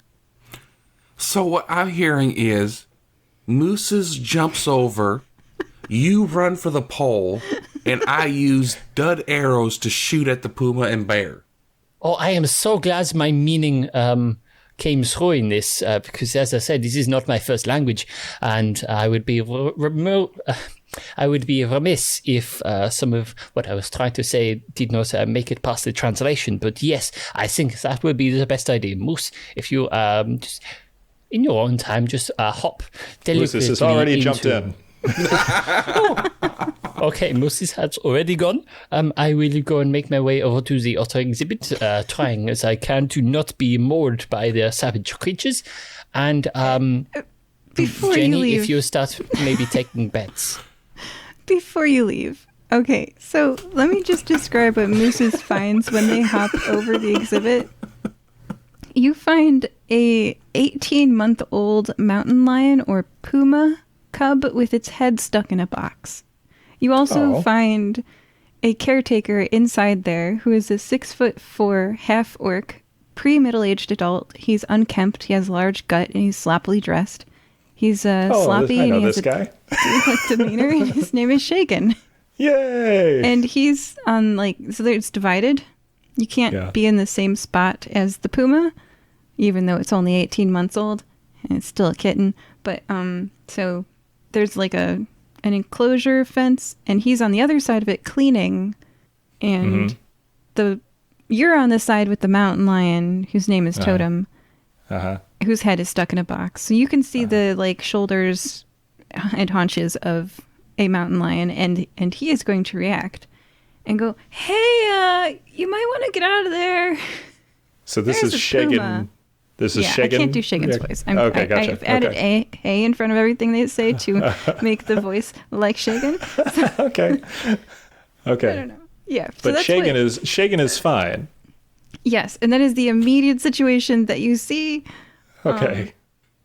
Instructions unclear. Into enclosure with Puma. Okay. So if you want to take off, Gatsby, you can, but he was radioing for a pole. Well, I got that much. I definitely understood the pole thing. Just to get the head out of the box. Yeah. Well, Jenny has two scabbards. One has one that's labeled animal, one that's labeled people. She takes the one that's labeled people out, and it's just a fist on the end of it. If she was to take the other one, it would be an expletive finger pointing out, sharpened. And she knocks a people arrow and shoots. Well, let's see who she shoots. It's going to be Moses. She's going to shoot me? She shoots right in front of you and says, "Get out of there! We got lied to." Oh. You didn't get lied to. Instructions unclear. Hopped into exhibit with Puma. Unclear instructions. I say 1 second, and I say to Shagan, "Why is this animal in a box?" Hey, I wish I could pull a surfer voice, but I've lost it. Hey, dude. Yeah. He was more like, Shagan was like, yeah, that Puma, he's a troublemaker, that one. I don't know about that guy. Yeah, he was licking hunks of raw pork chop inside the box. He was only trying to lick his plate. I would get the pull myself, but it's one of those shifts with Ruby again, and I can't leave the enclosure unattended while I go fetch the pole. Well, that's okay. Gatsby's going for it. Yes, one of my friends misheard something and convinced me to jump into this enclosure. Which, to be fair, is really easy because he's done it many times. So he is retrieving the pole. Okay. As this is said, Gatsby is queuing up 2 spells, one of which is minor illusion to make the sound of a roaring like puma from one side of the side of the enclosure closest to the crowd. So when that goes off, he also casts thaumaturgy to make his voice boom loud and goes, "Oh my God, he's going to kill us all! Everybody run!" And so with the aim of whipping the crowd into a frenzy, so everyone starts screaming and running away. Okay. Make a persuasion or a performance or something check to add to that. We'll see how. And you can use advantage because yeah. Yeah, what am I going to use to see if that convinces me? Because if he convinces me, I'm shooting the puma. Okay. You get the same convince rate as the audience. Okay, that's a 19. Do an insight check, Jenny. Insight 8 plus... Where's insight? Plus 0, so 8. You believe. So I shoot the puma. Oh, okay. All right. Totem gets... Roll it to hit. Let's see if Totem gets it with an arrow. You could miss. Probably not with a 17 on the die. No, that hits. I would just like to say that although many things had stats, if people listen to the last episode, you know that so many things had stats. Totem didn't have any stats. Yeah. Totem was just an 18-month-old puma cub. Not anymore, because that was a 21 to hit. No. How much damage did you do? It's 1d6 plus 2, and that's a 5, so 7. Totem's dying. Totem's not No. immediately dead, but Totem is dying, and I'm going to start everybody on initiatives as Totem's going to make death saving throws. So everybody roll It's initiative. okay. Mooses has the defibrillator. Good job, Yeah. Gatsby. This is your fault. You don't know that. I got a 12. You don't know that for sure. Oh, I know that. Jenny doesn't know that. She's just reacting to Moses being in the stupid pit. I think needless to say, the crowd has started screaming and running away, right? Oh gosh, you persuaded them before, and now there's an arrow? Yeah, so I've got Totem with a 15, Mooses with a less than that. Yep. 12. My Quickly, someone- initiative, we're rolling initiative, is Yes. 10. 13. Okay, so you're right after Totem. And now I'm rolling for Shagan. After Jenny. Okay, the order is Totem, Gatsby, Mooses, Jenny, Shagan. Totem goes first. Next. Totem, that was a death saving throw. And that's what we call behind the DM's curtain. Mooses, it's your turn. Okay. I want to pick up Totem and bring him to Shagan and say, "Where is the nearest first aid kit?" It's an action to pick up or drop an item, and your Okay. movement is 30 feet, so you can get to the gate that separates you two. And through Okay. the gate, through the chain link, you say, into the cleaning area. Sorry to pick it up, but isn't it 15 feet considering It is, Mooses it's halved. exhausted? Yeah, that's true. Oh my gosh. You make it halfway there. Yeah. Okay, you're halfway to the gate, Yeah. carrying... Yeah. So, yeah. Shagan replies, "In the administration building." Oh, darn. How to really feel distances. The look on your face right now. Okay, well, I guess that's my turn, huh? Jenny? Oh God, is it attacking Moses? Do I do it again? Free action talk, waiting for an answer. I think you might be a sensible idea just to hold off for the moment. We need to see how this plays out. It could be a heroic rescue or a tragic loss, but, we must see how the cards lay. Jenny holds her action. If it looks like that he's about to be mauled, she's going to fire.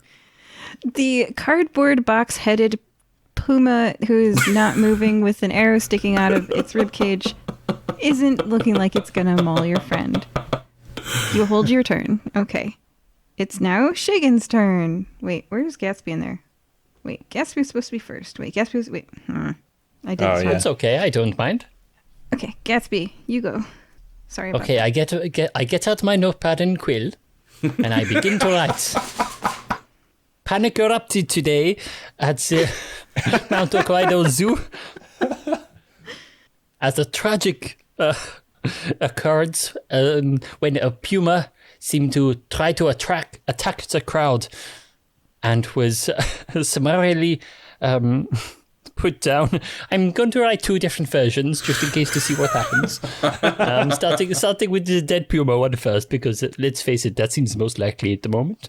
But I begin to write and just look around me for a moment and just say to myself and to no one in particular, wasn't there some medical attention called some time ago? You would have thought that if they were to turn up any moment, they would head towards all this screaming. But I am going to have an absolute field day with the CEO when he comes down and sees all this panic in his so-called safe zoo. No one is safe. Look at the blood. And I start taking statements from all the people. You forgot to finish your headline. Heroically saved by the FBK. Well, we'll see about that, shall we? You know, it's okay making things up, but if you get it wrong, then it's libel. Well, you always get it wrong, don't you? We're only 12 kids, really. That has never been proven in a court of law. I did not know that 12 children have not been killed. They're just very good at hiding evidence, maybe. Is that the end of your turn? Oh, mechanically, yes. Unless I can start drawing like a picture. Of course. I mean, you've got to accompany the headline with something, so I also start trying to draw a picture. Yeah. You can draw that picture, yeah. Well, you have to have photographic proof. Yes, well, it's more of just a general sketch, and we'll get the artist to fill it in a bit later on. Well, yeah, you got to get the sketch of the puma savagely attacking Moses. Shagan's turn.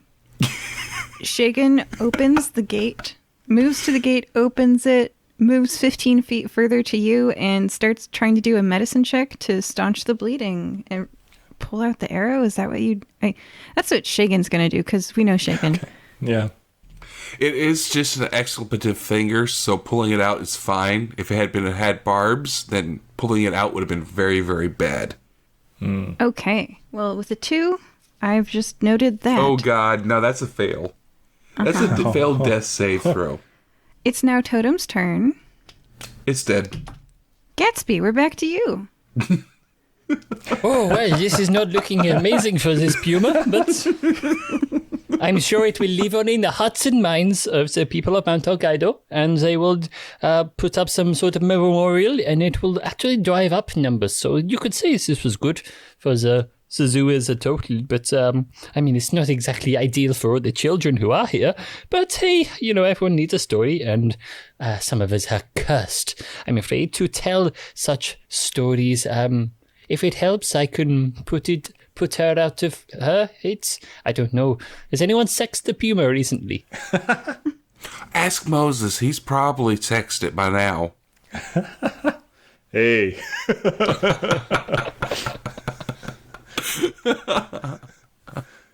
Moses, can you by any chance figure out the puma's sex from where you are currently? I look. I'll do a perception, an investigation check. That's what you're going to spend your turn doing? Because after Gatsby No, is your turn. I don't. No, I don't want to do that. Is it a boy or is it a girl? It was a. Anyway, this is probably not that important anyway. Yes, the puma in question. And I continue writing and having an interesting time of it, and hoping. Well, I can probably shout on the basis. Oh, I can just do thaumaturgy again. I shout with a voice that is 3 times louder than my normal voice. Excuse me, if anyone is actually, I've got a much better idea. Oh no, he's gonna make Jenny shoot it again, isn't he? This is a park announcement. Would the CEO and any visiting emergency services please make their way over to the Puma exhibit? We do appear to have some sort of medical emergency. Thank you. Yeah, it's just a distance thing, my friend. It takes people a while. It's not Rounds are 6 seconds, so it's not a 6-second sort of thing. And you can't get up a mountain in 6 seconds anyway. No. Well, not with that attitude, you can't. They're going to have 3 levels of exhaustion by the time they get here. True. Is that the end of your turn? Well, I mean, the rest of my spells tend to be a bit more of a damage sense, so this is probably the way I can help most, and otherwise I would just make it a lot worse, let's say. Okay, Mooses, we're back to you. Okay. I will give the Puma to Shagan and tell Shagan to run as fast as you can to the administration building for the first aid. I mean, Okay. do we not Taking still have 3 the... levels of exhaustion. Yeah. Do you not still have the defibrillator? You could use it on the Puma. I don't think he's not going into cardiac arrest. He has been shot with an arrow. Well, I mean, it can't have, been good for its heart. It might be under some sort of car. It could be the shock. You never know. Just start. Is this your idea of medicine? We just electrocute everyone who got shot with a bullet? Jesus. Jenny's looking by and go, yep, that seems about right. Well, she's learned. Okay, yeah, I'm done with my turn, I think. Okay, after you, it's Jenny. Jenny, perception check. Oh, okay. Oh, it's a 3 plus 2, so 5. Yeah, no. Keep going. It's hard to say if emergency crews are on their way. All right, guys, what do I do? Do I shoot it? What do I do? I don't know. Mama never told me what to do in this situation. Now, I think it's probably important that we get an alibi, just in case. So, where were you? All right, gotcha. Jenny hides. Do a stealth check or a hide check or something. There's going to be 22 stealth. Yep. Shagan can't see you. Also, Shagan's distracted because Shagan's holding totem. And is that the end of your turn? That's it. All right, Shagan's going to try a medicine check again. And Oh, now it's no. back to totem. It comes down to this. Because failing a medicine check doesn't hurt the person you're trying to save, by the way. Yes, it does. Nah, 5th edition rules it doesn't. Really? Yeah. So We are very badly equipped for the situation. those 2 failed medicine checks that Shagan didn't hurt Totem, but Totem did 2 failed rolls. So this roll determines it. And I Well, we think I'm going to do a have screen totem share. stakes or not. Oh, no. And I'm going to do a random.org. Uh-oh. Oh, You guys we can have a see shared random. screen. Mm-hmm. D20, generate. 17, that's a Ooh. pass. That means there's 2 failed and 1 passed. Saving throw for Totem. We're back to Gatsby. Gatsby, do a perception check. Ooh, gladly. 10. No. What do you do on your turn? Well, oof. I mean, what more can I say? I turn around and notice that not Olive, sorry, the other lizard in my life, Jenny seems to have disappeared somewhere, and I look beyond the suddenly suspicious dragon statue, which seems to have only appeared just now, and I look into the enclosure, and I see a little bit of a struggle and go, "Hello there! You appear to be in a spot of distress. I have only just arrived, but can I be of any assistance?" I think that's to you, Moses. Okay. Oh, Is that to Moose's? It's to literally anybody down there. It's one of 2 people, maybe. Okay, there's Shagan, and then there's Moose's, and then there's... Anyone who wants to respond. I really Totem. don't mind at this point. Okay. Shagan's gonna go, "Hey! Totem! Stay with me, boy! Help! Okay. I'll respond back to Gatsby. This Puma needs medical attention. Well, I kind of got this idea from the arrow wound. But I know what I could do. I can be of assistance in a, technically non-medical capacity, and I can't claim this to be medical at all, but I will cast... I probably shouldn't be shouting this bit, so Gatsby is going to cast Minor Illusion to perform the help action, in that there's a voice appears just behind... who's probably better at medicine? You'd probably hope the zookeeper is better at medicine. Well, Dr. Crud the Third is awesome at medicine.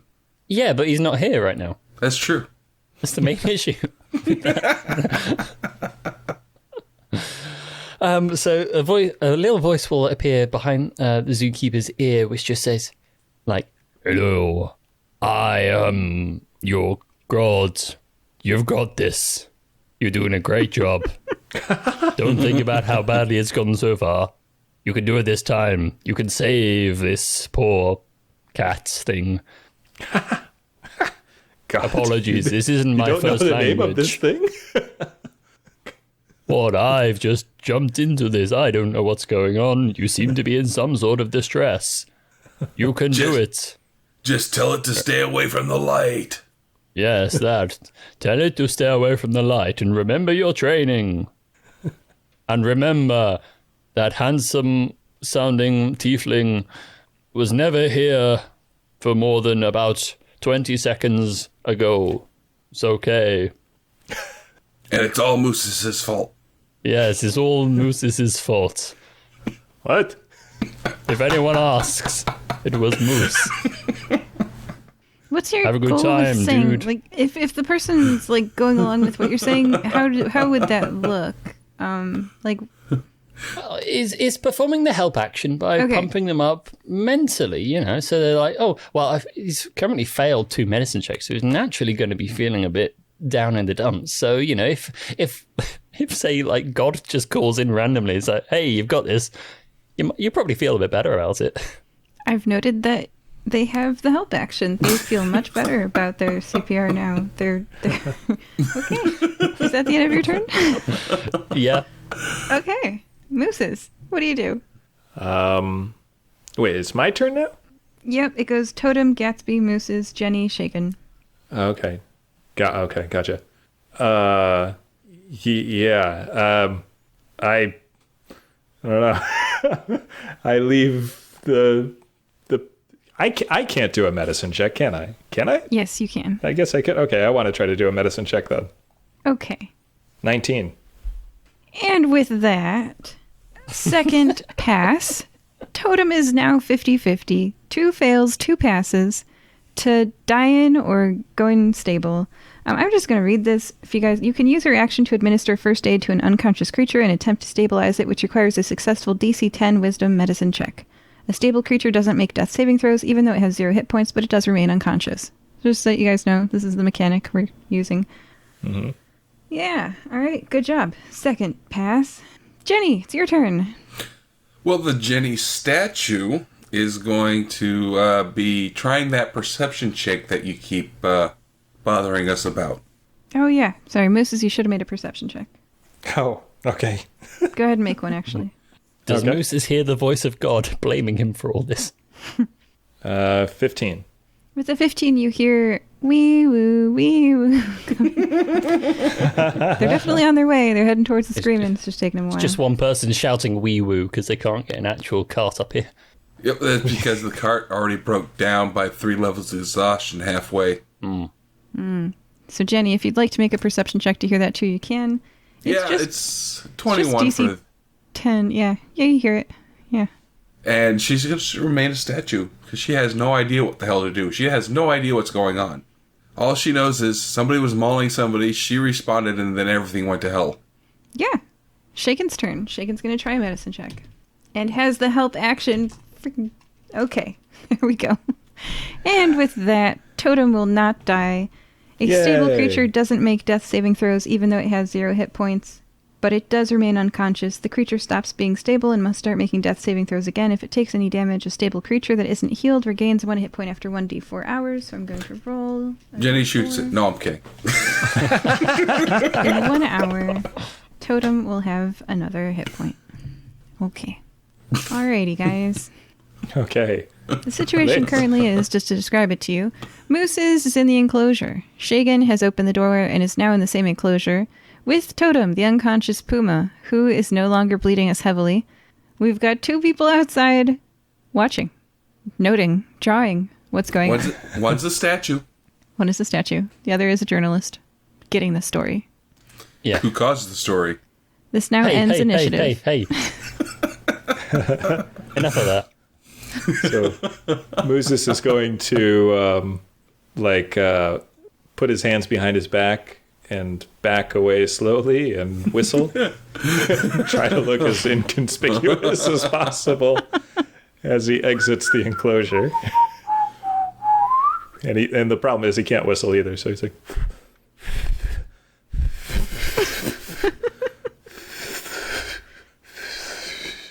Which means the other 2 are coated in saliva. Yeah. Well, you're far away. You're not that close. No, not us. The puma Oh, the other, yes. and the shagan. That's true. Yes. Are coated in moose's saliva. Mm-hmm. Which I'm sure will look absolutely fantastic when the emergency services arrive. Right about now, right? They're on their way. Shagan's going to free action pull the box off of Totem's head. Well done, Shagan. Yeah, he's not going to get bit now, so we actually did him a favor. Yeah.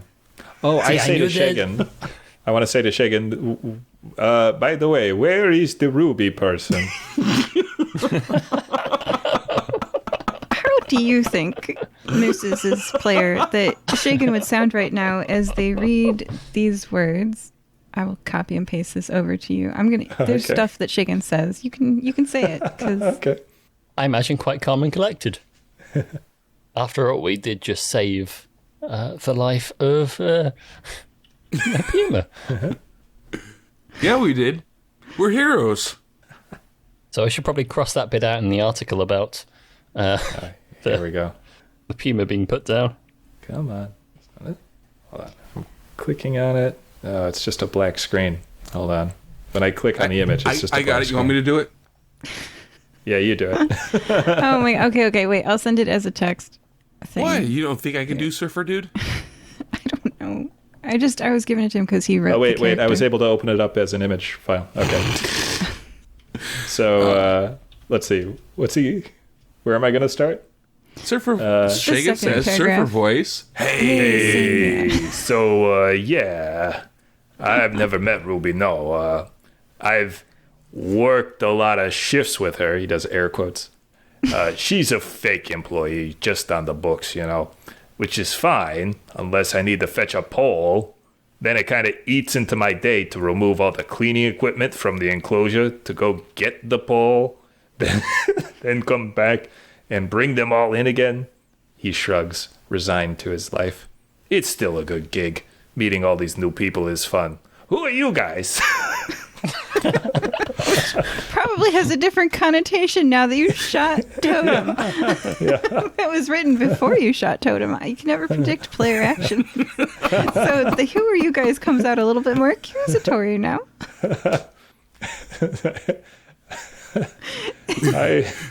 I cover my mouth as I say, and I walk away quickly. Perception check, everyone. The DC is down to 5 now. You just have to roll a 5 or higher. It's that close. Oh, that's good. 9. 17. Ooh, 17. Yeah. They're much closer now. The police. Okay. The medical assistants. Oh, good. Okay. Should we scarper? We should definitely scarper. Well, I don't think medically Moses is in any position to scupper anywhere, but I don't mind just dealing with the ambulance crews really quickly, and I can get a statement from them and, explain to them how it was all the zoo's fault that this happened. The CEO himself, may well have ordered the poor puma to be shot by this crossbow bolt. Jenny, it may be a good idea if you just put your crossbow away real quickly. And, Still a statue. Oh, yes, sorry. Sorry, poor statue. I don't mean to, intrude on. It's a good thing Jenny is not here, actually. But yes, I can do that. And then if Moses, would you? I mean, person I've never met before. Would you like to come out of the enclosure really quickly? I do have a couple of questions for you, just for the article. Because it's always important to get an inside view of all this. Sure thing, stranger. Wink. I think we need to get the hell out of here. Let's go to the parrot and owl enclosure.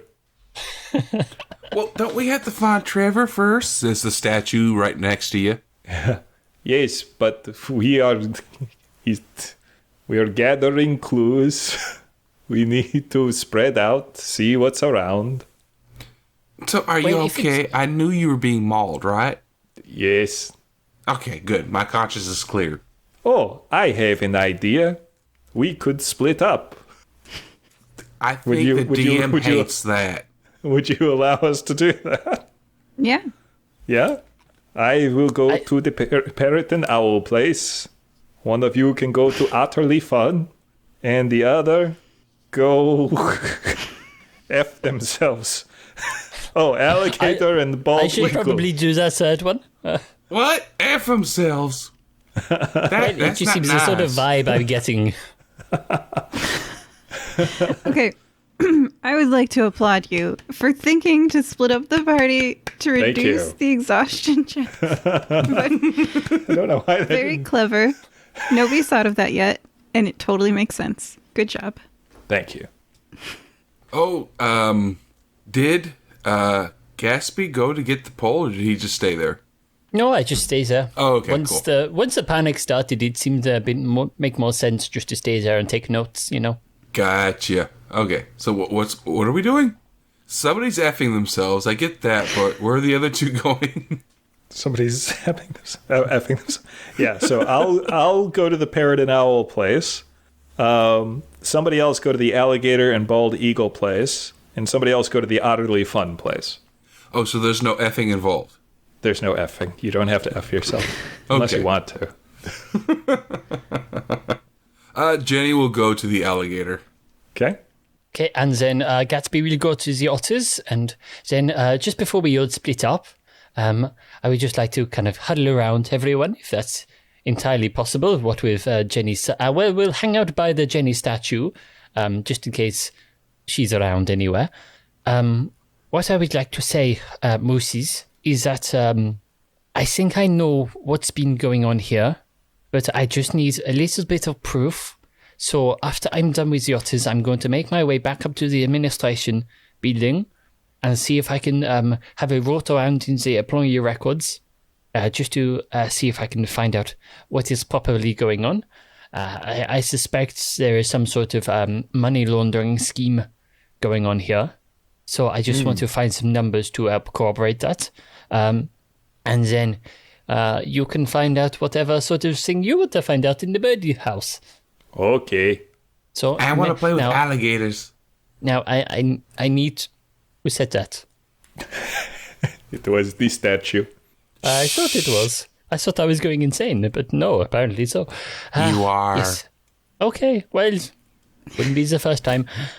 Now, I don't think... Normally I would need to say this, but try not to kill any more animals.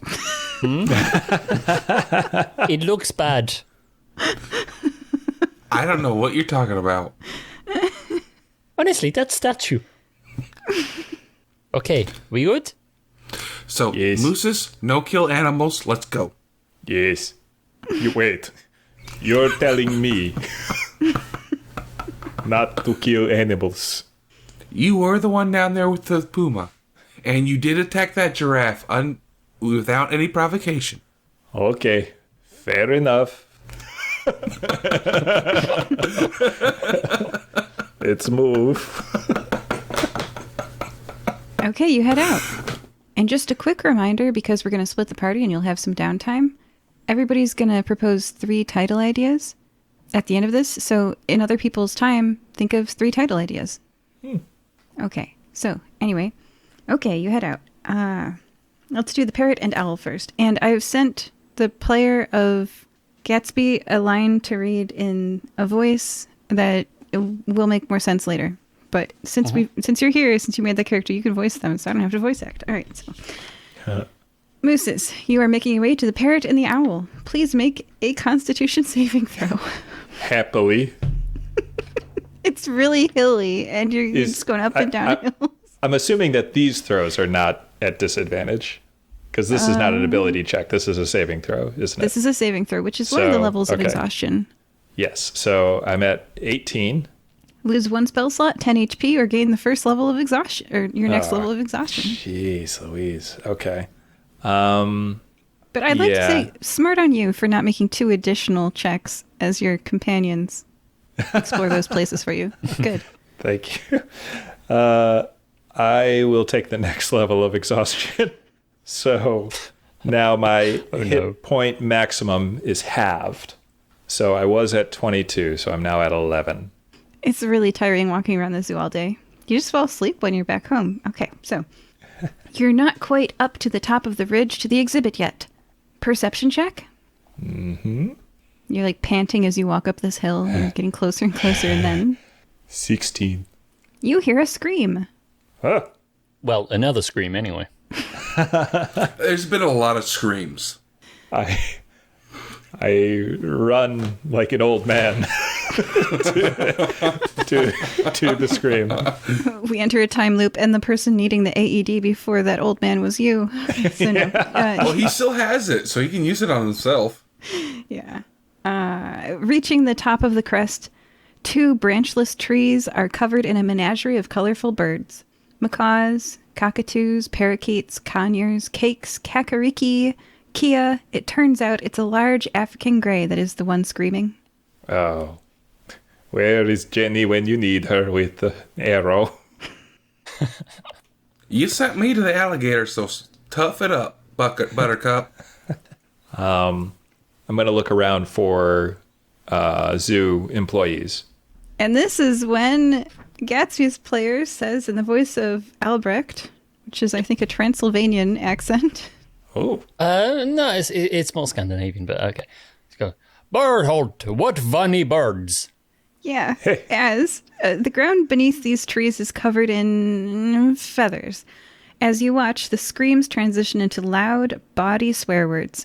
2 hooded figures, completely protected from sunlight, chuckle and walk away, leaving you alone up here. You hear them talk to one another as they walk away. So you're all alone. Did you see the game last night? Yes, I did. Sorry, I didn't understand. What a disgrace. I didn't understand what he said. What did he say? He said, look at these birds? What did he say? What funny birds. What funny birds. And then they just walked away. Because the birds are now swearing. They were screaming bloody murder, and then they're now screaming swear words. Yeah. Oh, okay. Gotcha. Welcome to parrots. Peacock. Huh. We need to keep coming back here, or we can teach them even funnier words than that. Yes, we do. And we can also teach them sexual words. These birds know all the words. They're screaming them right now. That said, tell me more about that fried chicken place you keep talking about. This business idea of yours. Well, it's going to be on the corner. Away. It is just you. How close to the scattered feathers on the ground beneath the tree are you getting? Scattered he goes feathers. into all the paddocks, so.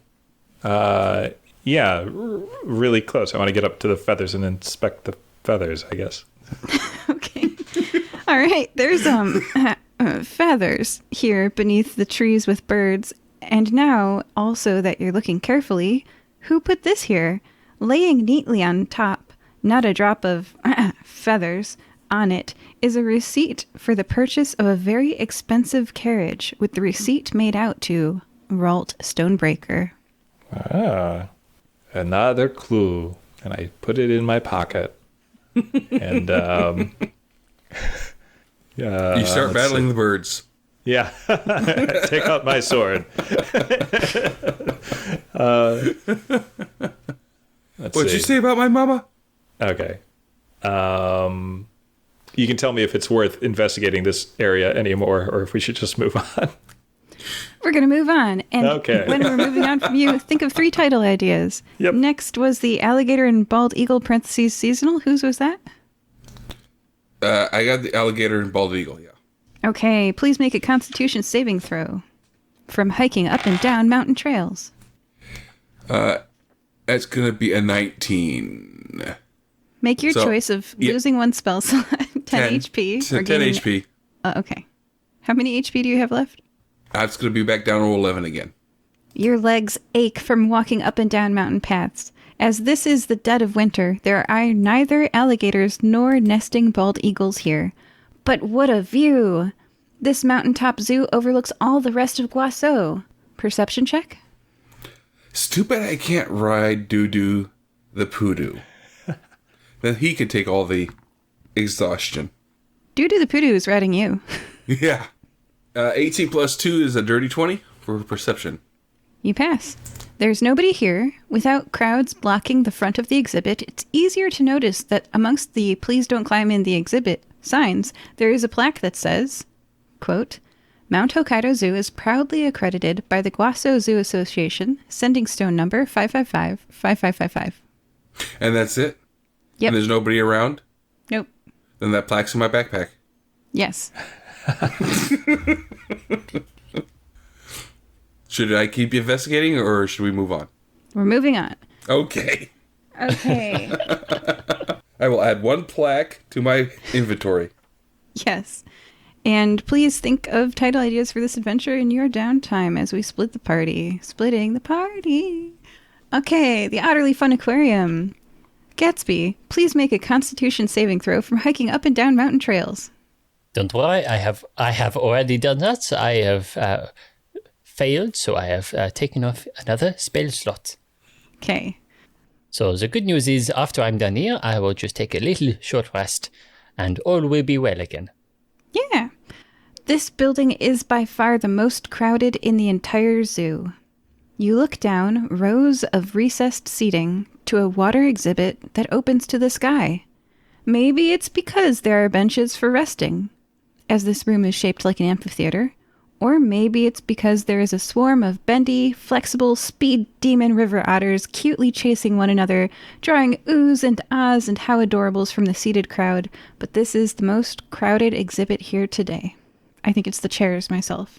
Practically unnoticed, the unstained color of a wood railing reveals the recency of the construction of a second area that contains koalas. Perception check.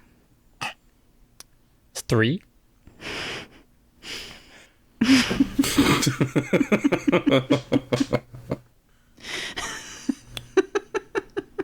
Ain't no fudging rolls here. She loves it. I'm glad that you guys don't fudge rolls. And because this was supposed to be there's 2 levels. There's the fail and the pass level. Like there's DC very low and then there's DC that's high. I'm going to give you the lower one because that's the goal of it. That was the point of it when I wrote it. It's set to DC 10, but it's now DC 3. So Yeah, we don't fudge rolls. That's how a puma got shot in the butt. that's true. But no, this is meant for you to find it, not by me. Amongst the trash on the ground, you see a stapled together packet of paper that draws your attention. Ah, Daisy, I see. There is a stapled together packet which somehow draws my attention, and I'm not quite sure why. No, once again, I don't know why I'm talking to you out loud. Stop getting on my business.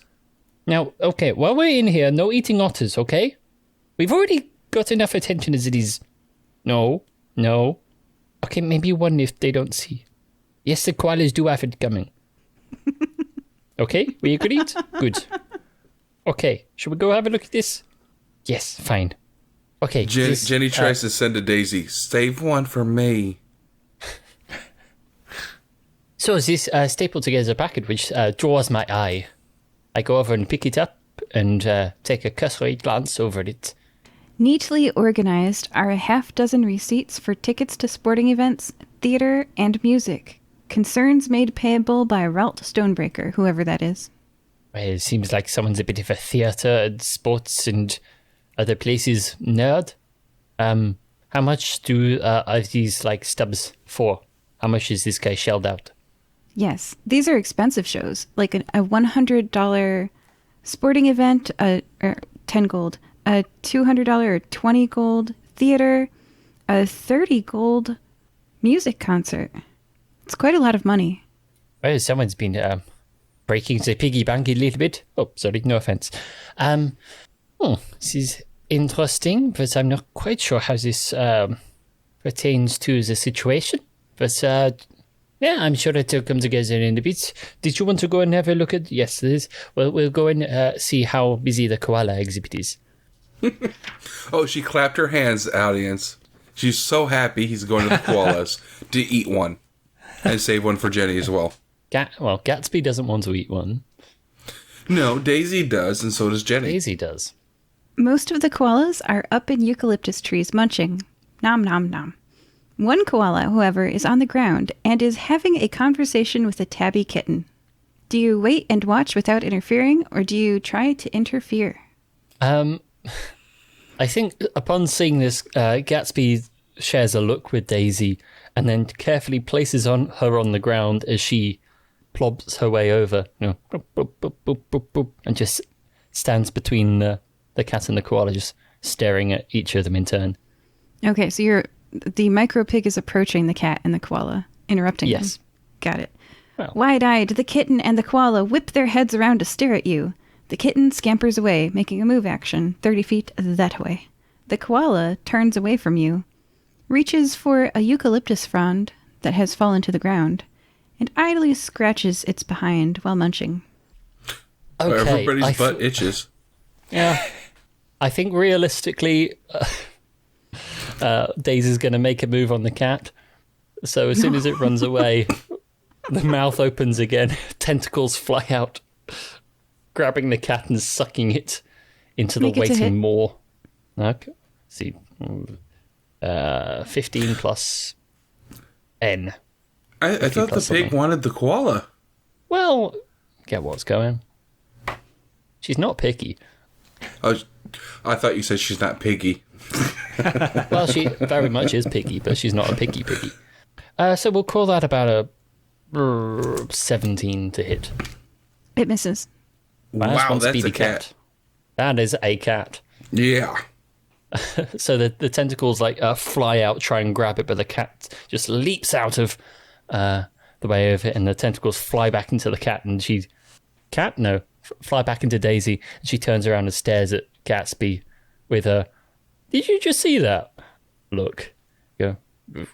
Well, you know as they say, that was a cat. And Anyway, what can you get out of this koala?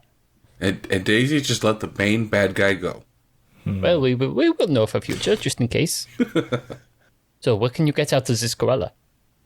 And Daisy will just plop around and stare into the koala's soul. What do we get? Do a wisdom saving throw. Oh. And the pig's now bacon. 16. That fails. The fear condition is applied to Daisy. Oh. Give me 1 second. Uh-oh, it looks like Daisy has stats. Probably somewhere, but if you give me a couple of minutes, I will get back to you. Maybe we can swap over to someone else. If you're I have to looking check at fear, some- I can send it to you. No, I'm just checking some very specific things. Oh, yeah. Can a familiar be afraid? That's a... Okay. But he's also like a Cthulhu, so he might be like... Well, I mean, come on. Oh, we've already seen tentacles. Yes. Yeah? Well, no, we haven't. Only Gatsby has. Yeah. Because Moose's is over in the Owl and Parrots collecting feathers. And Jenny's with Dudu the Pudu is over with the empty bald eagle and alligator paddock. Yeah. I sent the frightened condition to the group chat. A frightened creature has disadvantage on ability checks and attack rolls while the source of its fear is within line of sight. The creature can't willingly move closer to its source of fear. So that's all that's happened. But yeah, we can check back to Let's go back to Jenny. Well, Dudu, they never said where we're going to meet up after we do this. So, you want to just go home? No? Okay.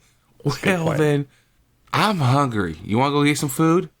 All right. Well, hopefully they're intelligent enough and they're listening to the podcast and they'll meet me in the cafe afterwards. And hopefully you heard them say to one another earlier that they were going to administration after this. I did not, so I'm going to administration because I did remember the God in the skies telling me that.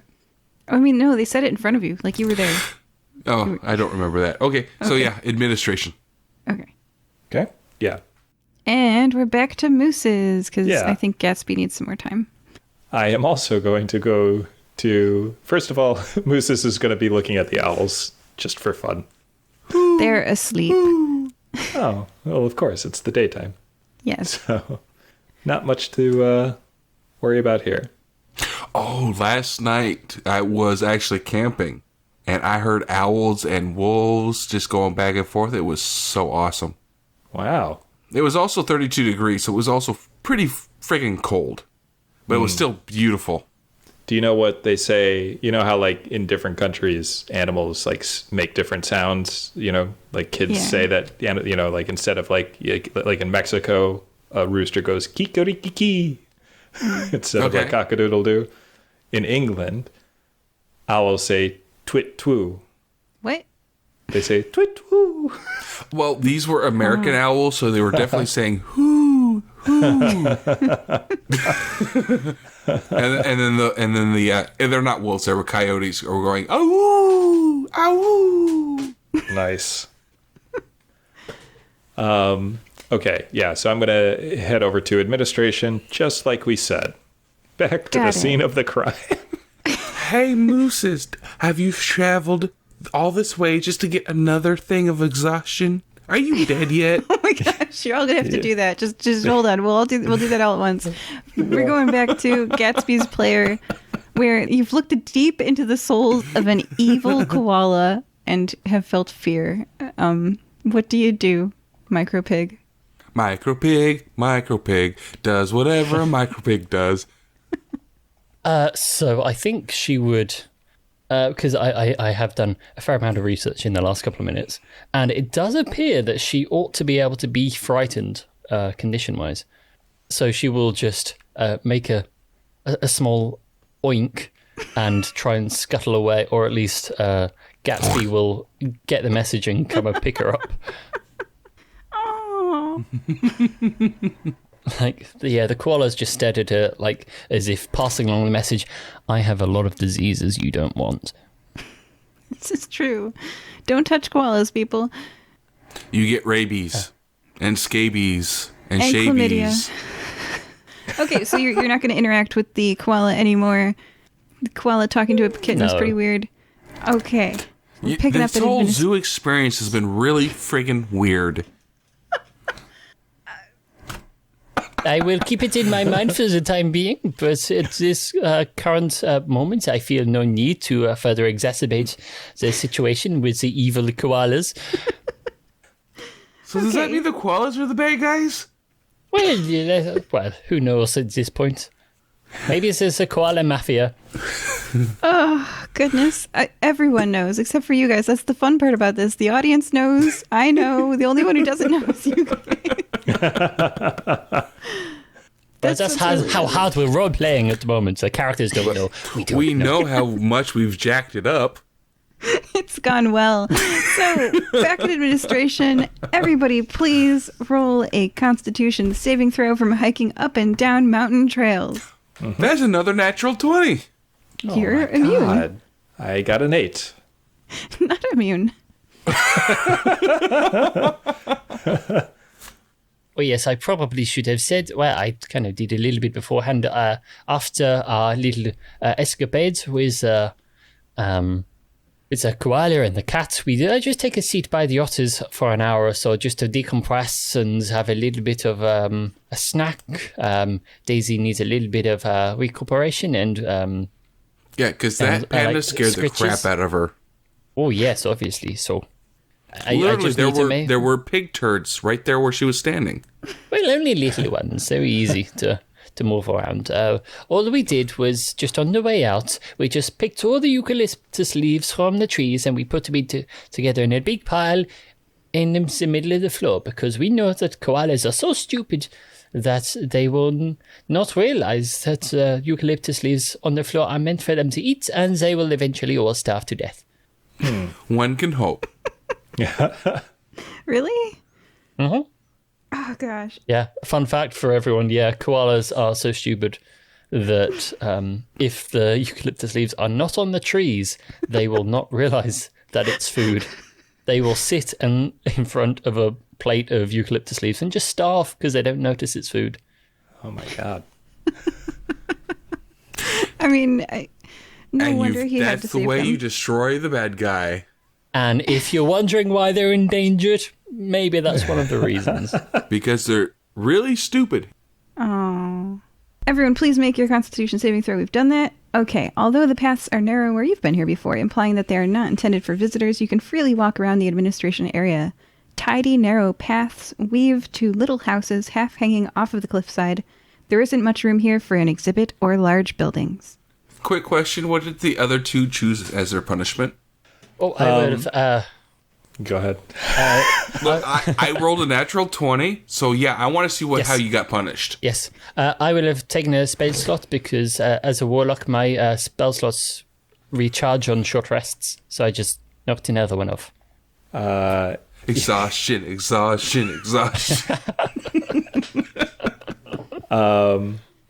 So, can I do a bonus action just out of like nowhere? I don't have to be in combat to do a bonus action, right? No. Okay. So I want to take the 10 points off. I had 11, so now I'm at 1. I know how you feel. I was there once. But once per short rest, I can use a bonus action to regain 1d10 plus 3 hit points. Yeah. So, yeah, I'm going to do But you that. didn't take a short rest. You did that earlier. You're not taking a short rest now. You're just traveling. But it says once per short rest. So I took a short rest earlier. What we've learned is that Jenny went to the cafe, and in that time, Jenny went to the administration and like wandered around a bit, and then so you're wandering around. You're like, I thought we were meeting at administration, and they both took a short rest on you. Look, Dudu Pudu, I don't know what the hell's going on, but if they're not here in 5 minutes, I'm getting the hell out of here. Okay. And that's when you all arrive. Yes. I'm So back let's up to 11 hit points. Yeah. Yeah. What is the state of things? How many hit points and spell slots and exhaustion levels do you all have? Let's go around the table. Yeah. Heading into the big bad. What is going on?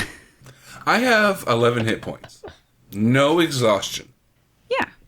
I also have 11 hit points, and I have 4 levels of exhaustion.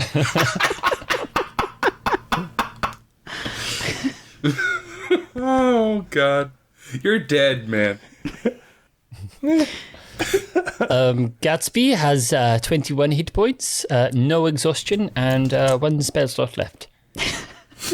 Going really well. All right. So you all meet up outside of administration. To be You've had fair, a I only have wonderful- 2. Okay. You've had a wonderful day at the zoo, everybody. Mooses, you look really tired. Yes. I am exhausted. I feel like 4 levels of exhaustion right now. We've been running all really- over this zoo. You have so many open wounds now because of your exhaustion. I mean, you're just leaking everywhere. Yes. Many fluids are being released. And I don't want to know about all of them. Okay, so we're at the administration building. Yes. Okay, we should GM, just go huddle. ahead. We should huddle up and talk about any theories that we have here. Oh, okay. Actually, just 1 second, and Gatsby will just quickly run off, go find a wet floor sign, and just attach it to Moose's. You know, just so everybody's safe. Because of my fluids? Yes, thank you. All the different types. And you guys know that there are currently medical staff at the Bear and Puma, and there are, I'll just say that since you were at the cafe, you saw them, Jenny, there are officers here looking for you guys and looking around. They're like, we're saying both those things are within, I'm going to say 2 turns now, and they would arrive. Oh boy. Okay. Hey guys, the Fuzz is over at the cafe, but they're from Nicomoy, so I wouldn't worry too much about them. Yes, they must be thoroughly exhausted by now. Oh, at least 4 levels. Yeah. I found a receipt for an expensive carriage over by the parrots. Well, it's funny you should say that, because I found a number of receipts for like shows and sports events and all sorts. Seems this stonebreaker we keep running into seems to be a bit of a spending baboon. Well, it's funny you say that. I found this plaque with a number on it, 555-5555. Well, that just sounds made up. Well, it is Hollywood. Something I don't know what that means, me. but okay. That's where the 5s come from. They're so lazy, they got to use 5s. They needed a have you- number have- for theater and film and stuff, so they were like, let's just make the 555 numbers all not go to people, so that way movies can use them and no one will get lots of calls. Unlike the 867-5309 number, which I think people called for like decades. 8675309. Yeah. Jenny, Yes. there's a number on the wall. Oh yeah, Jenny. So I think we should go into the administration office. We need to stop Mr. Stonebreaker from getting his sending stone and calling for help. And then we have to beat information out of the man. I mean, I was just going to say we could sneak into the employee records, because this all seems to hinge on this Ruby Safiosi, correct? Mm-hmm. So, I can sneak really good. I'm really good at oh, sneaking. yes, you could. You want me to sneak? Surprisingly so. You are a 10-foot-tall dragon elephant person. How Who's could you be so very good at stealthy. sneaking? Look, See, you remember that statue you were talking by? Guess what? That was me. What? Okay. No. Yeah. You're pulling my arm. No, I am now, though, as she pulls his arm. Oh, yes, so I see. So my thinking... Stop this. So my thinking is that... Just here, listen here. My thinking... Yeah. Right All here, ears. this plan of mine is that we The sneak elephant said backstage. all ears. Locks a dragon, thank you. We sneak back to the employee records and find the records for Ruby Safiosi, and we see how much she is getting paid.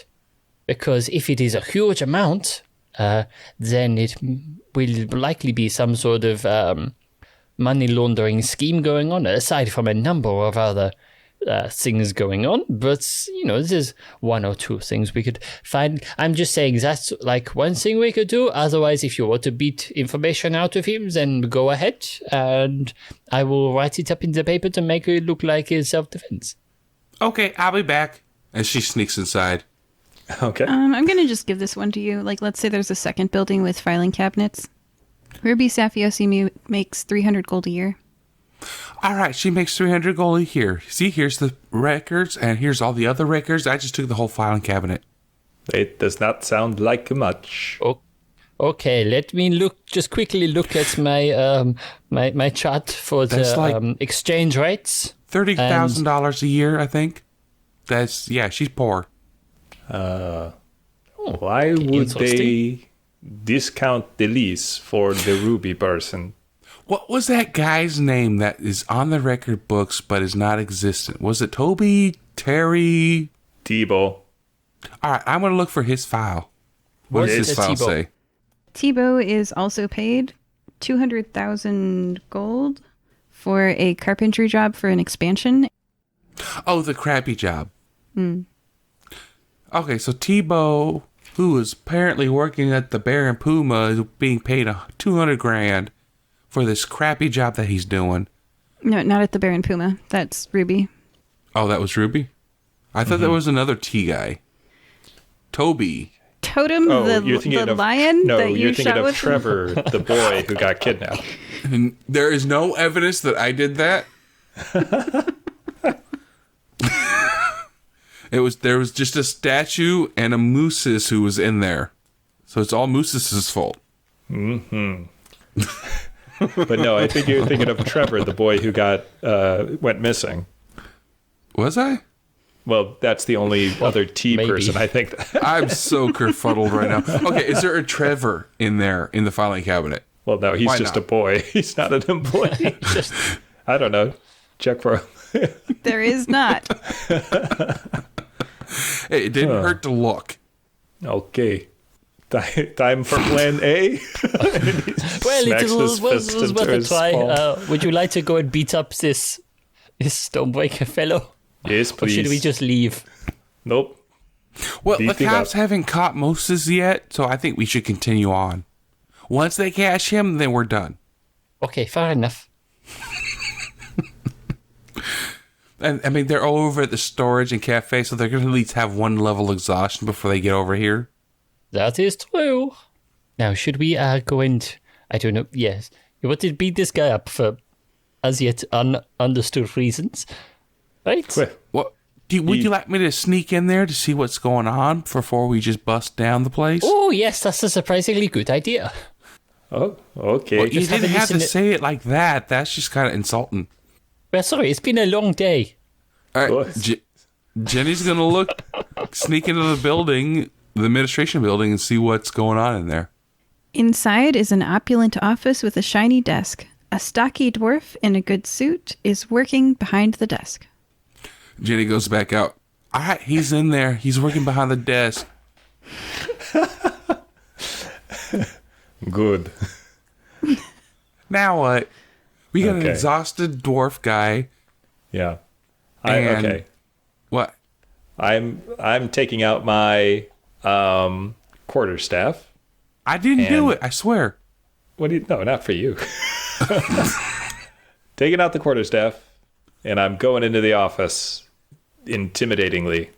He's gonna beat him up. He's gonna beat him up. But he's Wait, exhausted, just so he's one gonna get moment. beat up One moment. instead. One moment, Moses. Give me one moment.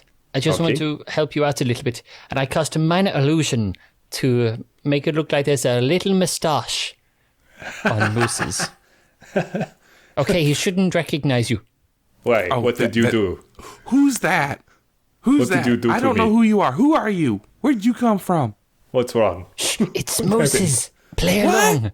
Okay. No, I don't believe it. Mooses doesn't have a mustache. Who is this guy? Okay. I enter. Okay, Jenny, you've just got to trust us. We'll work on object permanence later, okay? I don't know what you said, but fine.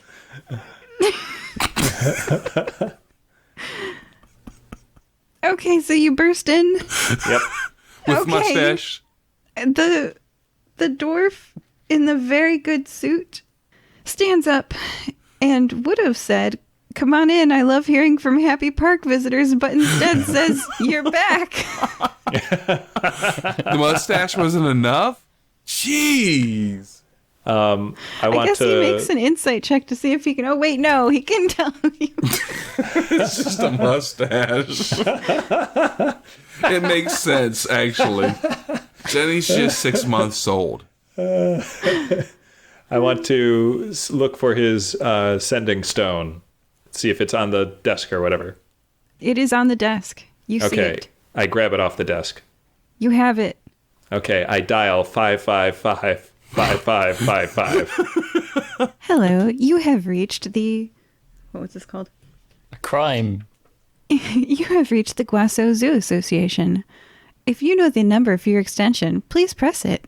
If you are a zoo that would like accreditation, please press 1. If you are an existing zoo that already has accreditation, please press 2.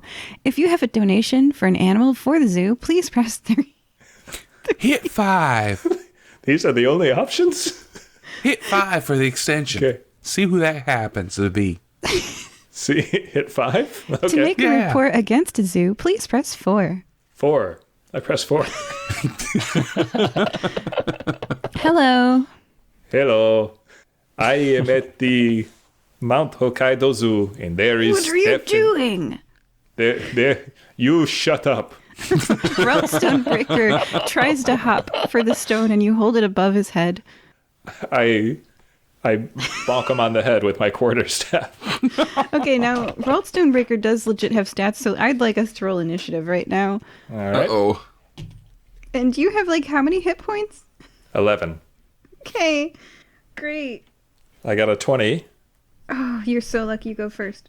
8. 16 for Gatsby. It's Moose's, Ralt, Gatsby, Jenny. Moose's, you go first. Okay. I am going to Continue your conversation with the complaint line. Yeah, I wonder if can I. All right. So yeah, first of all, I'm going to hit this guy with my quarterstaff. I'm just going to do just a basic hit. It was a 14. That hits. Okay. And yep. I guess it's yeah. Okay. I'm just doing one-handed because I've got the sending stone in my other hand. So that was a 6 damage. Okay, you hit him. You deal some damage. You punch him in the face, and he's going to have a black eye. Okay. And I can talk into the phone, can't I, as a free action? Yes. So I can say, I want to report the Mount Hokkaido Zoo for missing child named Trevor. Yes, we're aware of Trevor and many other missing children. There's an active investigation going on for all the missing children at the Mount Hokkaido Zoo. Have you discovered why? Tell her it's the mafia. I believe there is mafia, and there is funny gold dust, and I have a sneaking suspicion children are being turned into animals. Man, that's They keep coming from somewhere.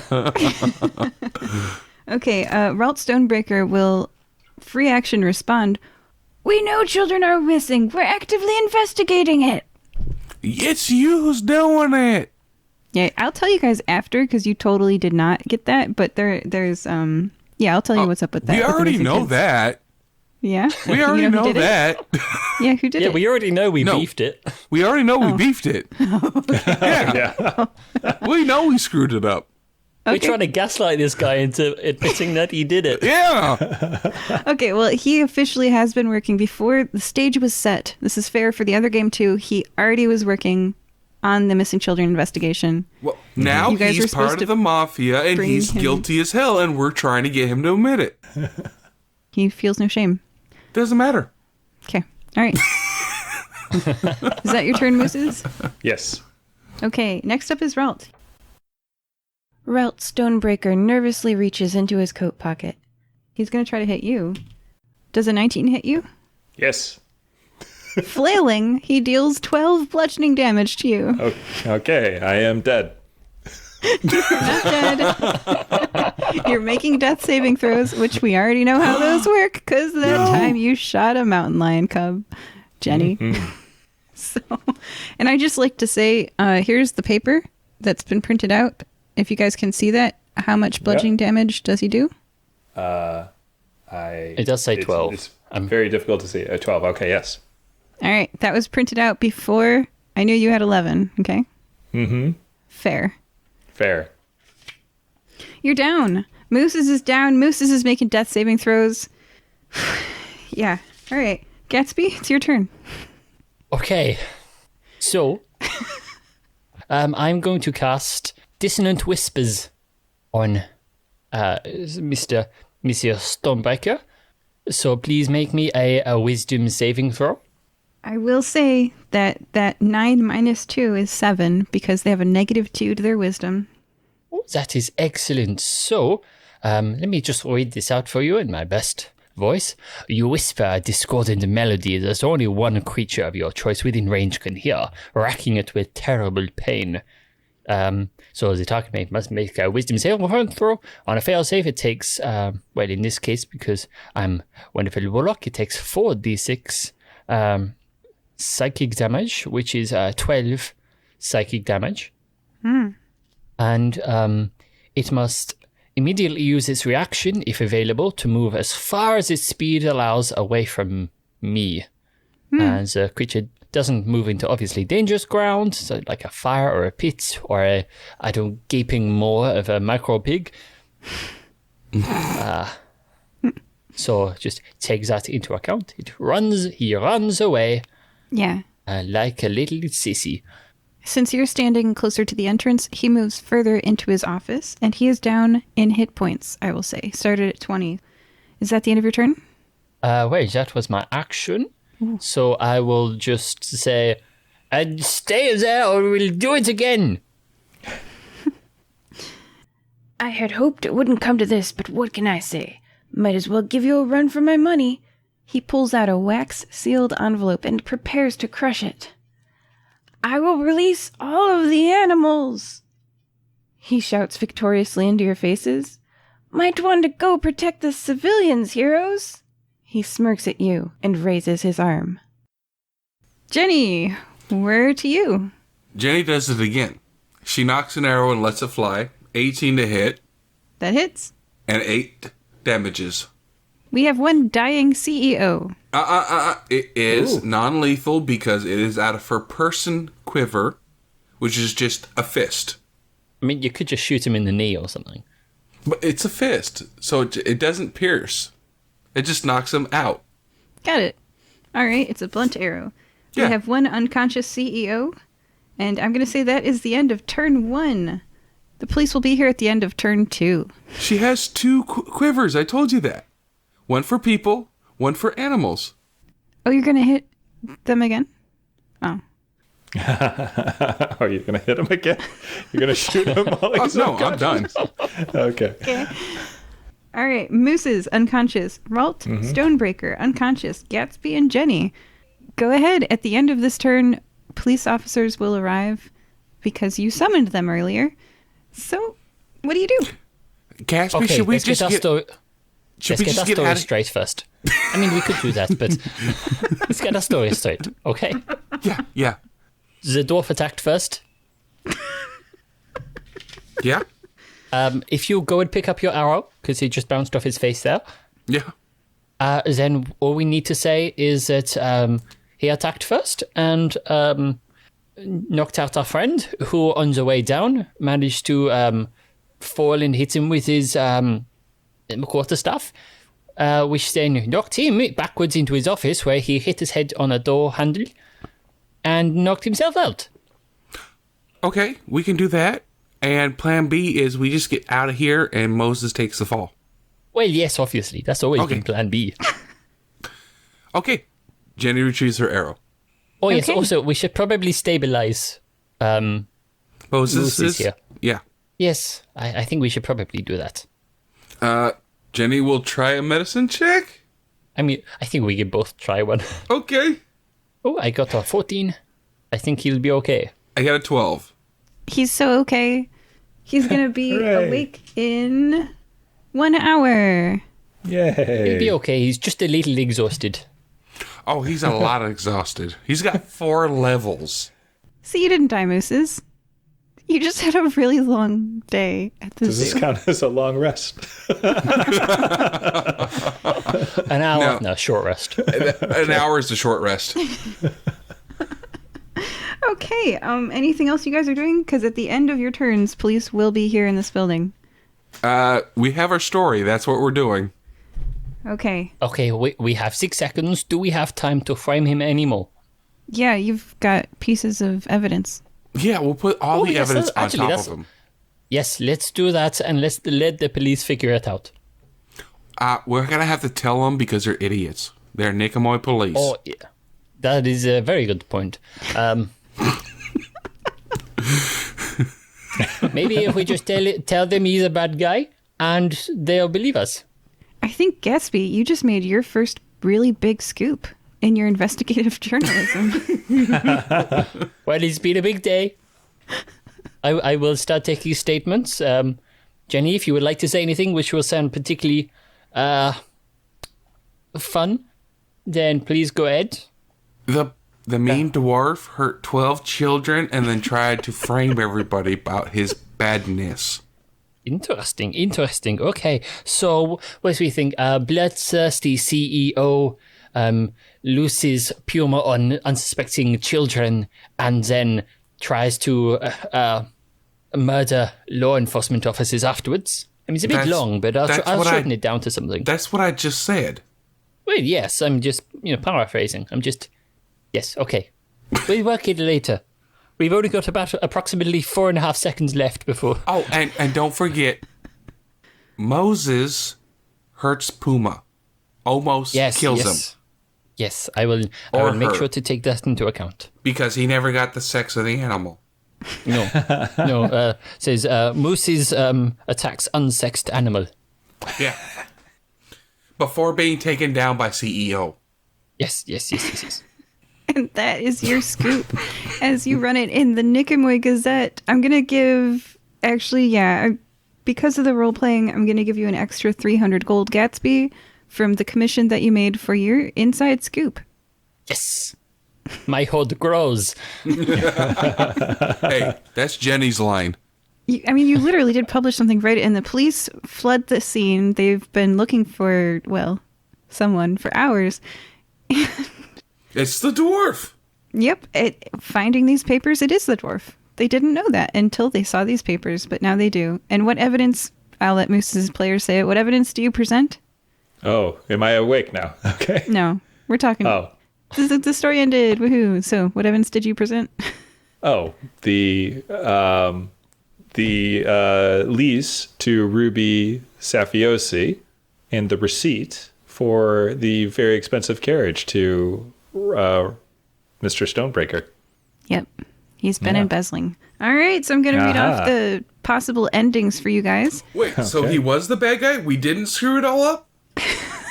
I'm going to read off some endings for you guys, and then we'll sign off. But so here's some conclusions that you could have reached.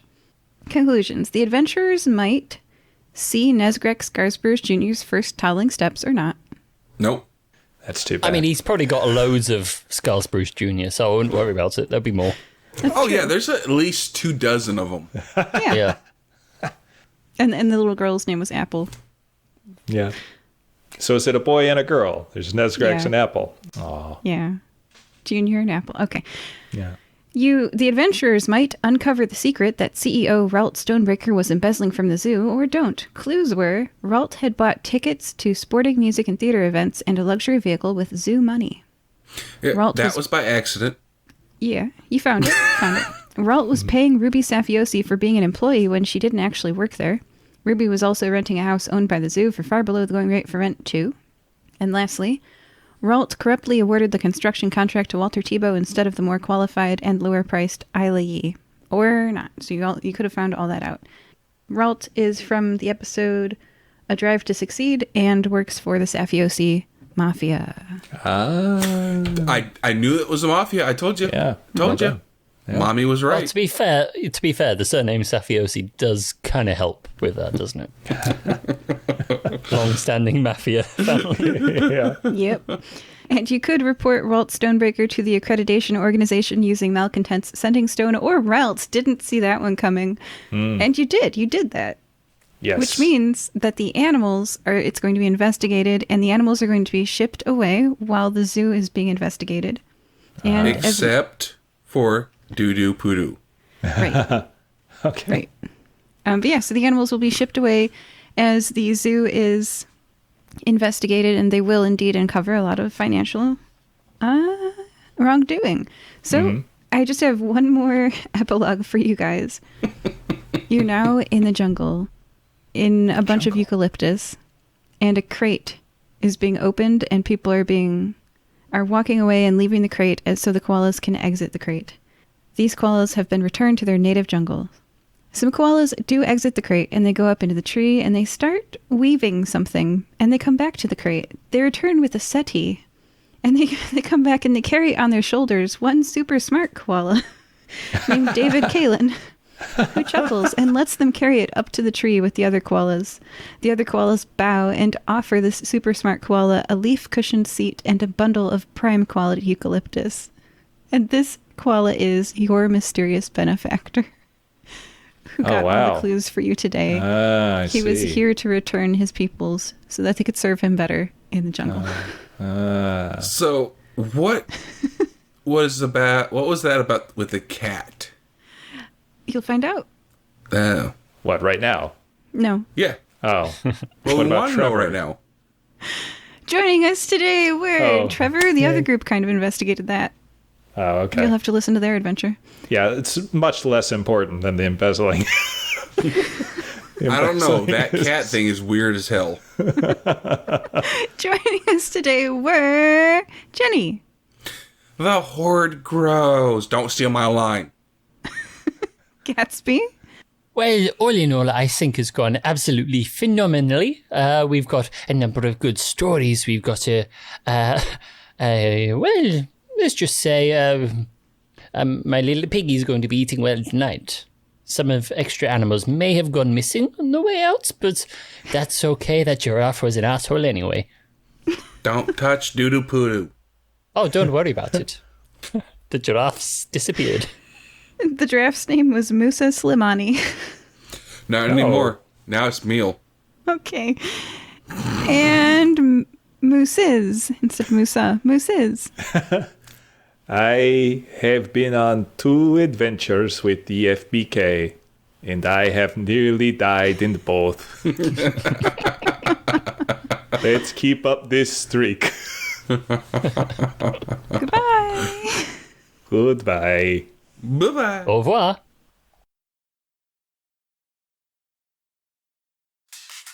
Are you bummed by the failure that was The Matrix Resurrection? Or maybe you were blown away by the stellar performances in Don't Look Up? Marlon's Corner is here to talk shop with you. Tune in as we spend less than an hour each podcast digging into the good, the bad, and the terrible. Marlon's Corner is the review podcast you've been looking for, so why not chill in the corner with me? And I promise you it's going to be real fun. Hello, we are the Black Tower Podcast, a Wheel of Time podcast. I am Josh, your sort of on Mahale. I'm Daniel, your Amin Khan Mahale, and I am Andrew, your Bajan Mahale. Every week we have full spoiler discussions about Robert Jordan's epic fantasy series, The Wheel of Time. Themes, characters, cultures, the TV show, nothing is off limits. If it's the Wheel of Time, we're talking about it. New episodes drop every Friday at 9 a.m. Eastern Time, so check out our website, blacktowerpod.com, to find our socials, episodes, merch, and Patreon. If you're a fan of movies that are true stories, I've got a new podcast recommendation for you. It's called Based on a True Story, and it is the podcast that compares Hollywood with history. You'll learn from historians, authors, TV and film consultants, and sometimes even the real people the movies are based on as they separate fact from fiction in your favorite movies. Hear how much of the gangster movie Donnie Brasco happened from the real Donnie Brasco himself. Listen to the real history behind Downton Abbey from Lady Carnarvon. Laugh along with the real guys that the comedy movie Tag was based on. Get some extra stories from the production set from the historical consultant on the movie The Alamo. Those are just a few examples, so when you're ready to learn how much of your favorite movie really happened, subscribe to Based on a True Story in your podcast app of choice, or find it at basedonatruestorypodcast.com. Once again, that's basedonatruestorypodcast.com.